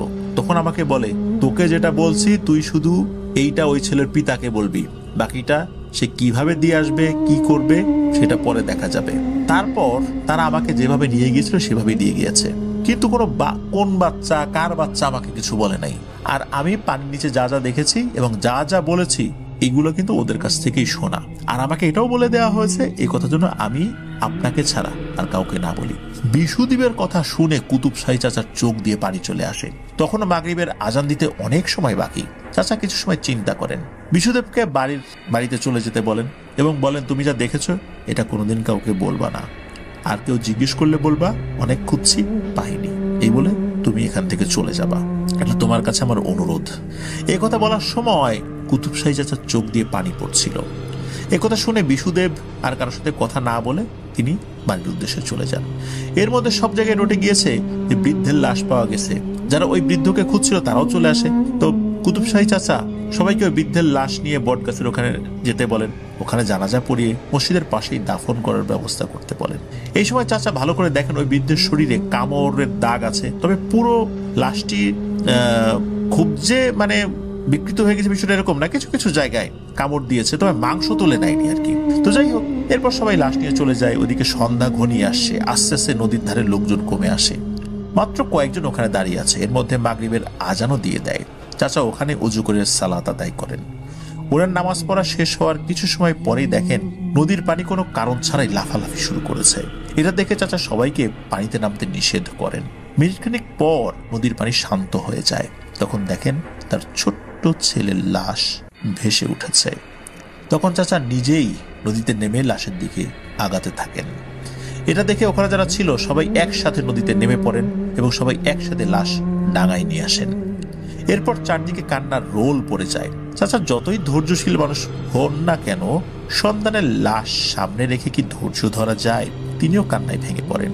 এরপর লাশ বাড়িতে নিতে চাইলে চাচা বলেন এই লাশটি সেই বৃদ্ধের লাশের কাছে নিয়ে যাওয়া হোক এবং ওখানে আরো একটি কবর খুঁড়তে বলো। তার কথা মতো সেখানে খবর দেওয়া হয় এবং লোকজন ওখানে আরেকটি কবর খোঁড়ে। এরপর চাচা নিজ হাতে লাশ দুটিকে গোসল করান। তারপর রাতেই লাশগুলোকে দাফন করে বাড়িতে চলে আসেন। বাড়ি এসে দেখেন তার বাড়িতে তার স্ত্রীর সাথে গ্রামের মানুষজন সবাই আছে। তিনি সবাইকে বাড়ি যেতে বলেন। এর মধ্যে প্রতিবেশী এক চাচিকে রাতে তার স্ত্রীর সাথে থাকার অনুরোধ করেন। চাচি রাজি হন। এরপর সবাই সবার মতো চলে যায়। চাচা জেগে থাকেন। মাঝ রাতে উনি সেই ছোট্ট পাখিটা নিয়ে বাড়ি থেকে বের হন। উনি বাড়ি থেকে কিছুদূর যাওয়ার পর দেখেন তার দুই পাশ ঘিরে অসংখ্য পাখি উড়ে বেড়াচ্ছে, যার চতুর্দিকে বৃত্তাকারে উঠছে এবং উনিও আগাচ্ছেন। ওই বৃত্তাকারে উঠতে উঠতে পাখিগুলো আগাচ্ছে। চাচা হাঁটতে হাঁটতে ওই বট গাছের কাছে যান এবং গিয়ে দেখেন অসংখ্য জুব্বা পরিহিত মানুষ দাঁড়িয়ে রয়েছে। সবাই শোকে বিহ্বল, কারো মুখে কোনো কথা নেই। চাচা দেখেন গতরাতে ব্রিজে দেখা হওয়া সেই যুবক জিনটিও সামনের দিকেই দাঁড়িয়ে আছে এবং তার পাশে একজন বৃদ্ধা দাঁড়িয়ে। চাচা বুঝতে পারেন এখানে যারা আছেন তারা সবাই জিন। এই পাখিটা নিয়ে যাওয়ার জন্য তারা এসেছে। চাচা সেই পাখিটাকে এক যুবকের হাতে তুলে দেন, সেই যুবক যার হাত থেকে পাখিটা উনি নিয়েছিলেন। এই পাখিরূপী জিনের বাচ্চাকে তুলে দেওয়ার সময় কুতুবশাহী চাচা কান্নায় ভেঙে পড়েন। তারপরও নিজেকে সামলে নিয়ে বলেন আমি আপনাদের দেয়া আমানত রক্ষা করেছি, আপনার এই বাচ্চা ছেলেটাকে সাবধানে রাখবেন। তখন ওখান থেকে একজন বৃদ্ধ বলে ওঠেন আমি এই বৃদ্ধের পিতা। আমি অনেক মানুষ দেখেছি, কিন্তু আপনার মতো আমানতদার মানুষ খুব কম দেখেছি।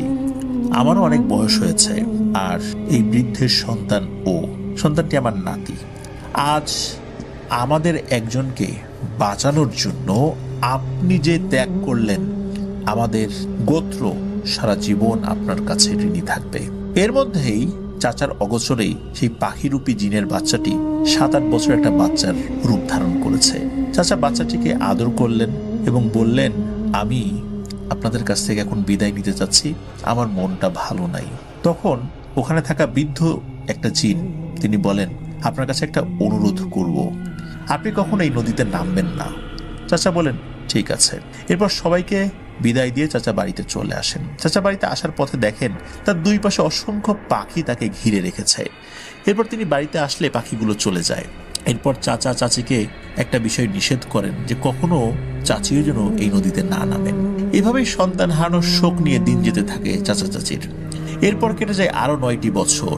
একদিন চাচি 3 প্রতিবেশীর সাথে নদীর তীর ঘেঁষে এক মেয়ের বিয়ে বাড়িতে যান। ওখান থেকে ফিরতে ফিরতে সন্ধ্যা হয়ে যায়। চাচি 3 প্রতিবেশীর সাথে নদীর ধার দিয়ে ফিরছিলেন। হঠাৎ করে চাচি চিৎকার করা শুরু করে যে আমাকে কুকুরে খেয়ে ফেললো।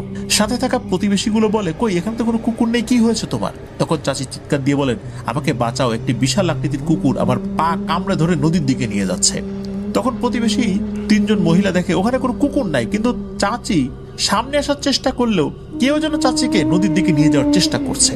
এরপর তারা 3 জন জোরে চিৎকার করতে শুরু করে। যেহেতু একটু দূরেই বাড়ি ছিল, মানে বিয়ে বাড়ি ছিল, সেখান থেকে লোকজন দ্রুত চলে আসে। এসে চাচিকে হাঁটু পানির মধ্যে কোনো কিছু টেনে নিয়ে যাচ্ছে ওই অবস্থায় তারা দেখে এবং প্রতিবেশী 3 জন চাচিকে জোর করে ধরে রেখেছে। অলরেডি হাঁটু পর্যন্ত বাড়িতে নামিয়ে ফেলেছে, কিন্তু কোনোভাবেই 3 জন চাচিকে সামনে আনতে পারছে না। বিয়ে বাড়ি থেকে প্রায় 15-20 জন লোক একসাথে গিয়ে চাচিকে ধরে। ঠিক তখনই চাচি দেখতে পাই ওই কুকুরের মতো প্রাণীটি তার পা ছেড়ে দিয়ে নদীর গভীরে চলে গেল। এরপর সবাই মিলে চাচিকে ধরাধরি করে ডাঙায় নিয়ে আসে এবং দেখে সত্যি চাচির পায়ে কামড়ের দাগ এবং সেখানে গভীর ক্ষত হয়ে গিয়েছে। এরপর সবাই মিলে তাকে বাসায় নিয়ে আসে আর কি। তো চাচা তো এইসব শুনেছেন, উনি নিজে একজন ভালো কবিরাজ দেখান। এরপর চাচির মধ্যে একটা অদ্ভুত পরিবর্তন দেখা যায়। হঠাৎ করে বাড়ির ভেতরেই বলে উঠতেন ওই যে বিশাল বড় কুকুর, আমাকে খেয়ে ফেলবে। চাচা বলতো এখানে তো কোনো কুকুর নেই, এটা তো মনের ভয়। কিন্তু চাচি বলতো না, ওখানে কুকুর দাঁড়িয়ে আছে। আস্তে আস্তে এই সমস্যাটা বাড়তেই থাকে। চাচা অনেক ভালো মানের ডাক্তার কবিরাজ দেখিয়েছিলেন ওই সময়, কিন্তু কোনো কিছুতেই চাচি আর সুস্থ হন না। একটা পর্যায়ে এইভাবেই চাচি মারা যান। চাচি মারা যাওয়ার পর চাচা মানসিকভাবে ভেঙে পড়েন। এরপর উনি ঠিকভাবে খাওয়া দাওয়া করতেন না, ঠিকভাবে মাদ্রাসায় যেতেন না। তবে একটা জিনিস দেখতেন, উনি রাতের বেলা যেখানে যেতেন পাখিরূপী জিনগুলো ওনার আশেপাশে উঠত। একদিন রাতের বেলা মাদ্রাসা থেকে উনি বাড়িতে ফেরত আসছিলেন। হঠাৎ অতিমধ্যে সেই বাচ্চা ছেলেটিকে তিনি দেখতে পান এবং বাচ্চা ছেলেটিকে দেখে তিনি দাঁড়ান। চাচাকে সেই বাচ্চা ছেলেটি সালাম দেয়। চাচা ওই বাচ্চা ছেলেটিকে দেখে কোলে তুলে নেন এবং আদর করতে থাকেন। এরপর দেখেন অসংখ্য জুব্বা পরিহিত জিনেরা মানুষের সুরত নিয়ে কুতুব শাহী চাচার কাছে আসেন। তারা বলেন, আমরা আপনার কাছে একটা দাবি নিয়ে আসছি। আগে আমাদের জিনেদের বাচ্চাদেরকে কোরআন শিক্ষা দিতেন যে বৃদ্ধ চাচা, উনি তো মারা গেছেন। উনি তো মারা যাননি, ওনাকে মেরে ফেলা হয়েছে। তখন ওই জিনটা বলেন যে এই বৃদ্ধ চাচা এই গ্রামে আসার পর এই গ্রামের মানুষের বিপদ আপদে পাশে দাঁড়াতেন। উনি বিভিন্ন রোগের সঠিক ওষুধ দিতেন এবং রোগীরা সুস্থও হয়ে যেত আল্লাহর রহমতে। সাপে কামড় দিলে উনি একটা বিশেষ গাছ দিতেন, বেশিরভাগ রোগী সুস্থ হয়ে যেত আল্লাহর রহমতে। এর পাশাপাশি উনি কোরআনের শিক্ষা দিতেন, এর বিনিময়ে কোনো টাকা পয়সা কোনো কিছুই নিতেন না। এটা দেখে আশেপাশের কয়েক গ্রামের লোকও চিকিৎসা নিতে আসতেন। এই কারণে আশেপাশের যত ওঝা কবিরাজ তান্ত্রিক ছিল সবাই ওই বৃদ্ধকে হিংসা করত। তারা জানতো এই বৃদ্ধের কাছে শক্তিশালী জিন আসা যাওয়া করে, আর এই জিনগুলো বিশাল আকৃতির সাপ হয়ে রাতে পাহারা দিত। এর মধ্যে এক কবিরাজ ছিল যার কাছে খুবই খারাপ জিন ছিল। সেই জিনের মাধ্যমে জানতে পারেন যে সে এক জিনের বাচ্চার সন্তানকে নিয়মিত কোরআন শিক্ষা দেন, তাকে সহজে ক্ষতি করা যাবে না। এই শুনে সবগুলো কবিরাজ একজোট করে ভারতের এক অঘরী পিশাচ সাধকের কাছে যান। এরা সবাই তাকে গুরু বলে সম্বোধন করেন এবং ওই বৃদ্ধের কাছে সবকিছু খুলে বলেন। তখন ওই বৃদ্ধ অঘরী সাধক কিভাবে এই বৃদ্ধকে ক্ষতি করা যায় তাকে এই চিন্তা করতে বলা হয়। কিভাবে এই আল্লাহওয়ালা বুজুর্গ মানুষটাকে ক্ষতি করা যায় এর একটা বিহিত করতে হবে, তা না হলে তো আমাদের ব্যবসা চলছে না। একথা শুনে ওই অঘরী বৃদ্ধ সাধক বলেন, আমার কথায় নদীর এক শ্রেণীর পিশাচ জিন উঠা বসা করে, আমার কথা মানে, আমাকে গুরু মানে ওরা। যেহেতু তোমরা যেটা বলছো যে ওই বৃদ্ধ যেখানে থাকে তার পাশে একটা নদী আছে, আমি এখনই বলে দিচ্ছি, যখনই ওই বৃদ্ধ পানিতে নামবে তখনই ওই পিশাচগুলো তার প্রাণ নিয়ে নেবে। আর যেহেতু তোমরা বলেছো জিনের সন্তানকে ওই বৃদ্ধার কাছে পড়তে পাঠায়, আমি নদীর পুরো পিশাচ গোত্রকে নির্দেশ দেব যেভাবেই হোক জীবিত ওই বাচ্চাকে যেন আমার কাছে ধরে নিয়ে আসে এবং আমি ওই বাচ্চাকে বন্দি করে ওই জিন জাতির কাছ থেকে স্বার্থ হাসিল করব। তোমাদের দরকার ছিল যে ওই বৃদ্ধ লোকটা মারা যাওয়া, সেটা হবে, আর আমার যেটা দরকার আমি সেটা নিয়ে নিব। তোমাদের সাথে এটাই আমার চুক্তি। এরপর তার অধীনে থাকা পানির 6টি পিশাচকে এই বিষয়ে নির্দেশনা দেওয়া হয়। তখন ওই পিশাচগুলো নদীতে এসে নদীতে থাকা অন্য পিশাচগুলো যেগুলো রয়েছে তাদের সাথেও এই বিষয়ে কথা বলে এবং ওই পিশাচগুলোকেও সাথে নিয়ে বটগাছ থেকে কিছুটা দূরে নদীতে অবস্থান নেয়। এই বৃদ্ধ চাচা প্রায় দিন গভীর রাত্রে গোসল করতেন। এটা ওনার একটা অভ্যাস ছিল, তাহাজ্জুদের নামাজের আগে গোসল করা। তো ওই দিনও প্রতিদিনের মতো উনি নদীতে গোসল করতে গেলে পানির নিচে থাকা পিশাচগুলো বৃদ্ধ চাচাকে ধরে নিয়ে তাদের বন্দিশালায় নিয়ে যায়। তখন ওই 6টি পিশাচের হাতে এই বৃদ্ধ চাচাকে তুলে দেওয়া হয়। এই পিশাচগুলো চাচার গলা টিপে হত্যা করে। ওই পিশাচগুলো বৃদ্ধ চাচার মাংস খাওয়ার চেষ্টা করলো, আল্লাহর কুদরতে সেটা পারেনি। এরপর ওই বৃদ্ধের লাশ থেকে সুঘ্রাণ আসতে থাকে, আর এই ঘ্রাণটা আবার ওরা সহ্য করতে পারেনি। এই জন্য তারা লাশটি আবার ফেরত দিয়ে দিয়েছে। আর তোমার স্ত্রীকে নদীর একটা পিশাচ পায়ে কামড় দিয়ে ধরে, তার ইচ্ছা ছিল তোমার স্ত্রীকে পানির নিচে নিয়ে যাবে, কিন্তু আল্লাহর অশেষ রহমতে মানুষ থাকায় এবং পরবর্তীতে আরো অনেক মানুষ চলে আসায় ওই পিশাচটা সেটা করতে সক্ষম হয়নি। মূলত এরপরে তার একটা ভয় কাজ করত, মানসিক সমস্যা সৃষ্টি হয়, আর এর থেকেই সে মারা যায়। এই কথাগুলো আমরা অনেক কষ্টের মাধ্যমে সংগ্রহ করতে পেরেছি, কারণ পানির নিচে যে সকল পিশাচ শ্রেণীর জিন থাকে তাদের তথ্য সংগ্রহ করা খুবই দুরূহ। তুমি চাইলে নিজের সন্তানকে বাঁচাতে পারতে, সেক্ষেত্রে আমাদের জিন গোত্রের অনেক ক্ষতি হয়ে যেত। এই সন্তানকে বন্দি করে আমাদেরকে দিয়ে অনেক বাজে কাজ করাতো। যেহেতু তোমার সন্তান তো তুমি কুরবানি দিয়েছ, আমাদেরকেও অনেক পাপ কাজ থেকে বাঁচিয়ে দিয়েছ। তখন কুতুব শাহী চাচা তাদেরকে বলেন, বিশুদেব যখন জানায় যে তার হাতে আপনার সন্তানকে তুলে দিলে তার বিনিময়ে আমার সন্তানকে ফেরত পাবো, আমি তখনই তাকে বাড়ি পাঠিয়ে দিয়েছি, যেন কোনো সময় আমার মনের মধ্যে না আসে যে আমার সন্তানকে বাঁচাতে গিয়ে আপনার সন্তানকে বিপদে ফেলে দেই। তাই আমি সাথে সাথে ওখান থেকে ওকে চলে যেতে বলি, আর আল্লাহর ইচ্ছার উপর আমার সন্তানের ভাগ্য ছেড়ে দেই। সব কথা শেষ হলে জিনের সর্দার চাচার কাছে একটা অনুরোধ করেন, তিনি যেন ওই বৃদ্ধের মতো ওনাদের সন্তানদেরকেও কোরআন শিক্ষা দেন।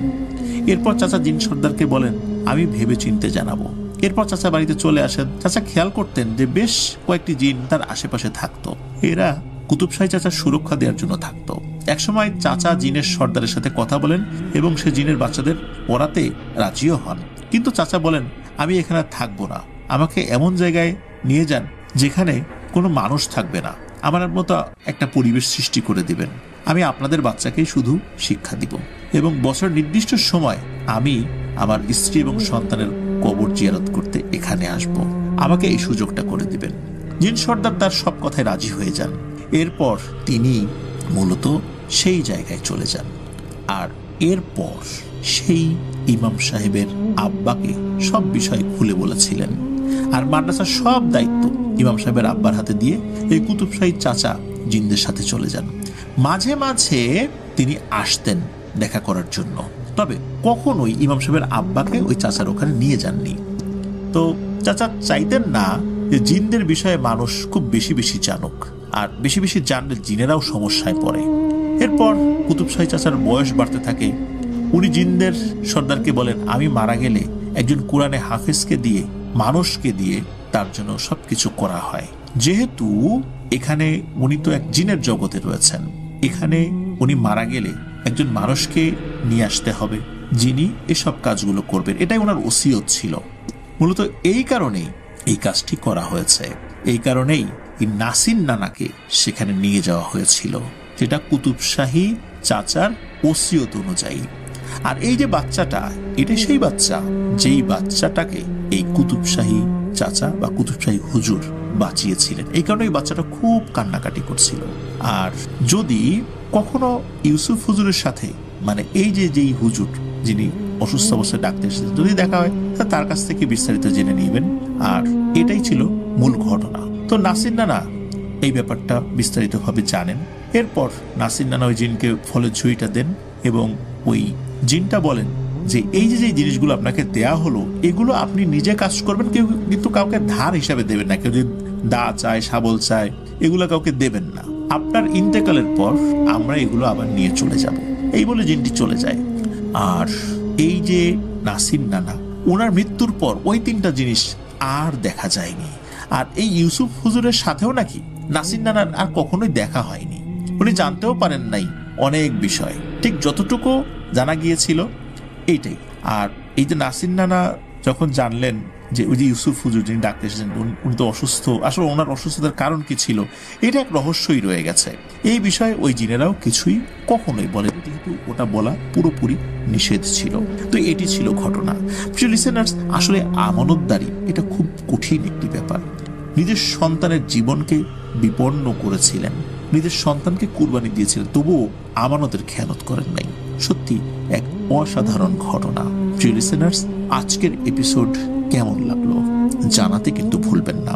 ধন্যবাদ জানাচ্ছি এনামুল হক আবির ভাই এবং হাফিজ ভাইকে চমৎকার দুটি রোমহর্ষক ঘটনা আমাদের সাথে শেয়ার করার জন্য। প্রিয় লিসেনার্স, আপনারাও কিন্তু আপনাদের ঘটনা পাঠাতে পারেন ইমেইল করে। আর ইমেল অ্যাড্রেসটা আপনারা নিশ্চয়ই জানেন, afnandaharwalbd@gmail.com। ইমেল অ্যাড্রেসটার স্পেলিং আমরা আমাদের ভিডিও ডিসক্রিপশনে দিয়ে রেখেছি, সেখানে গিয়ে স্পেলিংটা চেক করে নিতে পারবেন। প্রিয় লিসেনার্স, আজকের এপিসোড থেকে বিদায় নিচ্ছি। আবারও ধন্যবাদ জানাচ্ছি যারা এতক্ষণ ধৈর্য ধরে ঘটনাটি শুনেছিলেন। আমরা এই ঘটনাগুলোর মধ্যে থেকে যেন আমরা আমাদের যেই নৈতিক মূল্যবোধ সেগুলো জাগ্রত করতে পারি, আমানতদারিতা জাগ্রত করতে পারি, সত্যবাদিতা জাগ্রত করতে পারি, তাহলেই আফনান দ্য ওয়ার্ল্ডের প্রচেষ্টাটা সাফল্য মণ্ডিত হবে ইনশাআল্লাহ। কারণ আমরা চেষ্টা করি ভালো ঘটনাগুলোর মাধ্যম দিয়ে ভালো মেসেজগুলো মানুষের কাছে পৌঁছে দিতে। আর এই মেসেজগুলো পৌঁছানোর পর আপনারা যদি কিছুটা আমল করেন, তাহলে আমাদের এই কর্মকাণ্ড আল্লাহ তাআলার দরবারে কবুল হবে। আল্লাহ আমাদের সকল প্রচেষ্টাকে কবুল করুন। প্রিয় লিসেনার্স, আমার জন্য দোয়া করবেন, আমার পরিবারের জন্য দোয়া করবেন, আপনাদের জন্য দোয়া রইল, আপনাদের পরিবারের প্রত্যেকের জন্য দোয়া রইল। মহান আল্লাহ সুবহানাহু ওয়া তাআলা আমাদেরকে ভালো রাখুন, সুস্থ রাখুন, নিরাপদে রাখুন, আফনান দ্য ওয়ার্ল্ডের সাথে রাখুন। আসসালামু আলাইকুম। জিনটি বলেন যে এই পুরো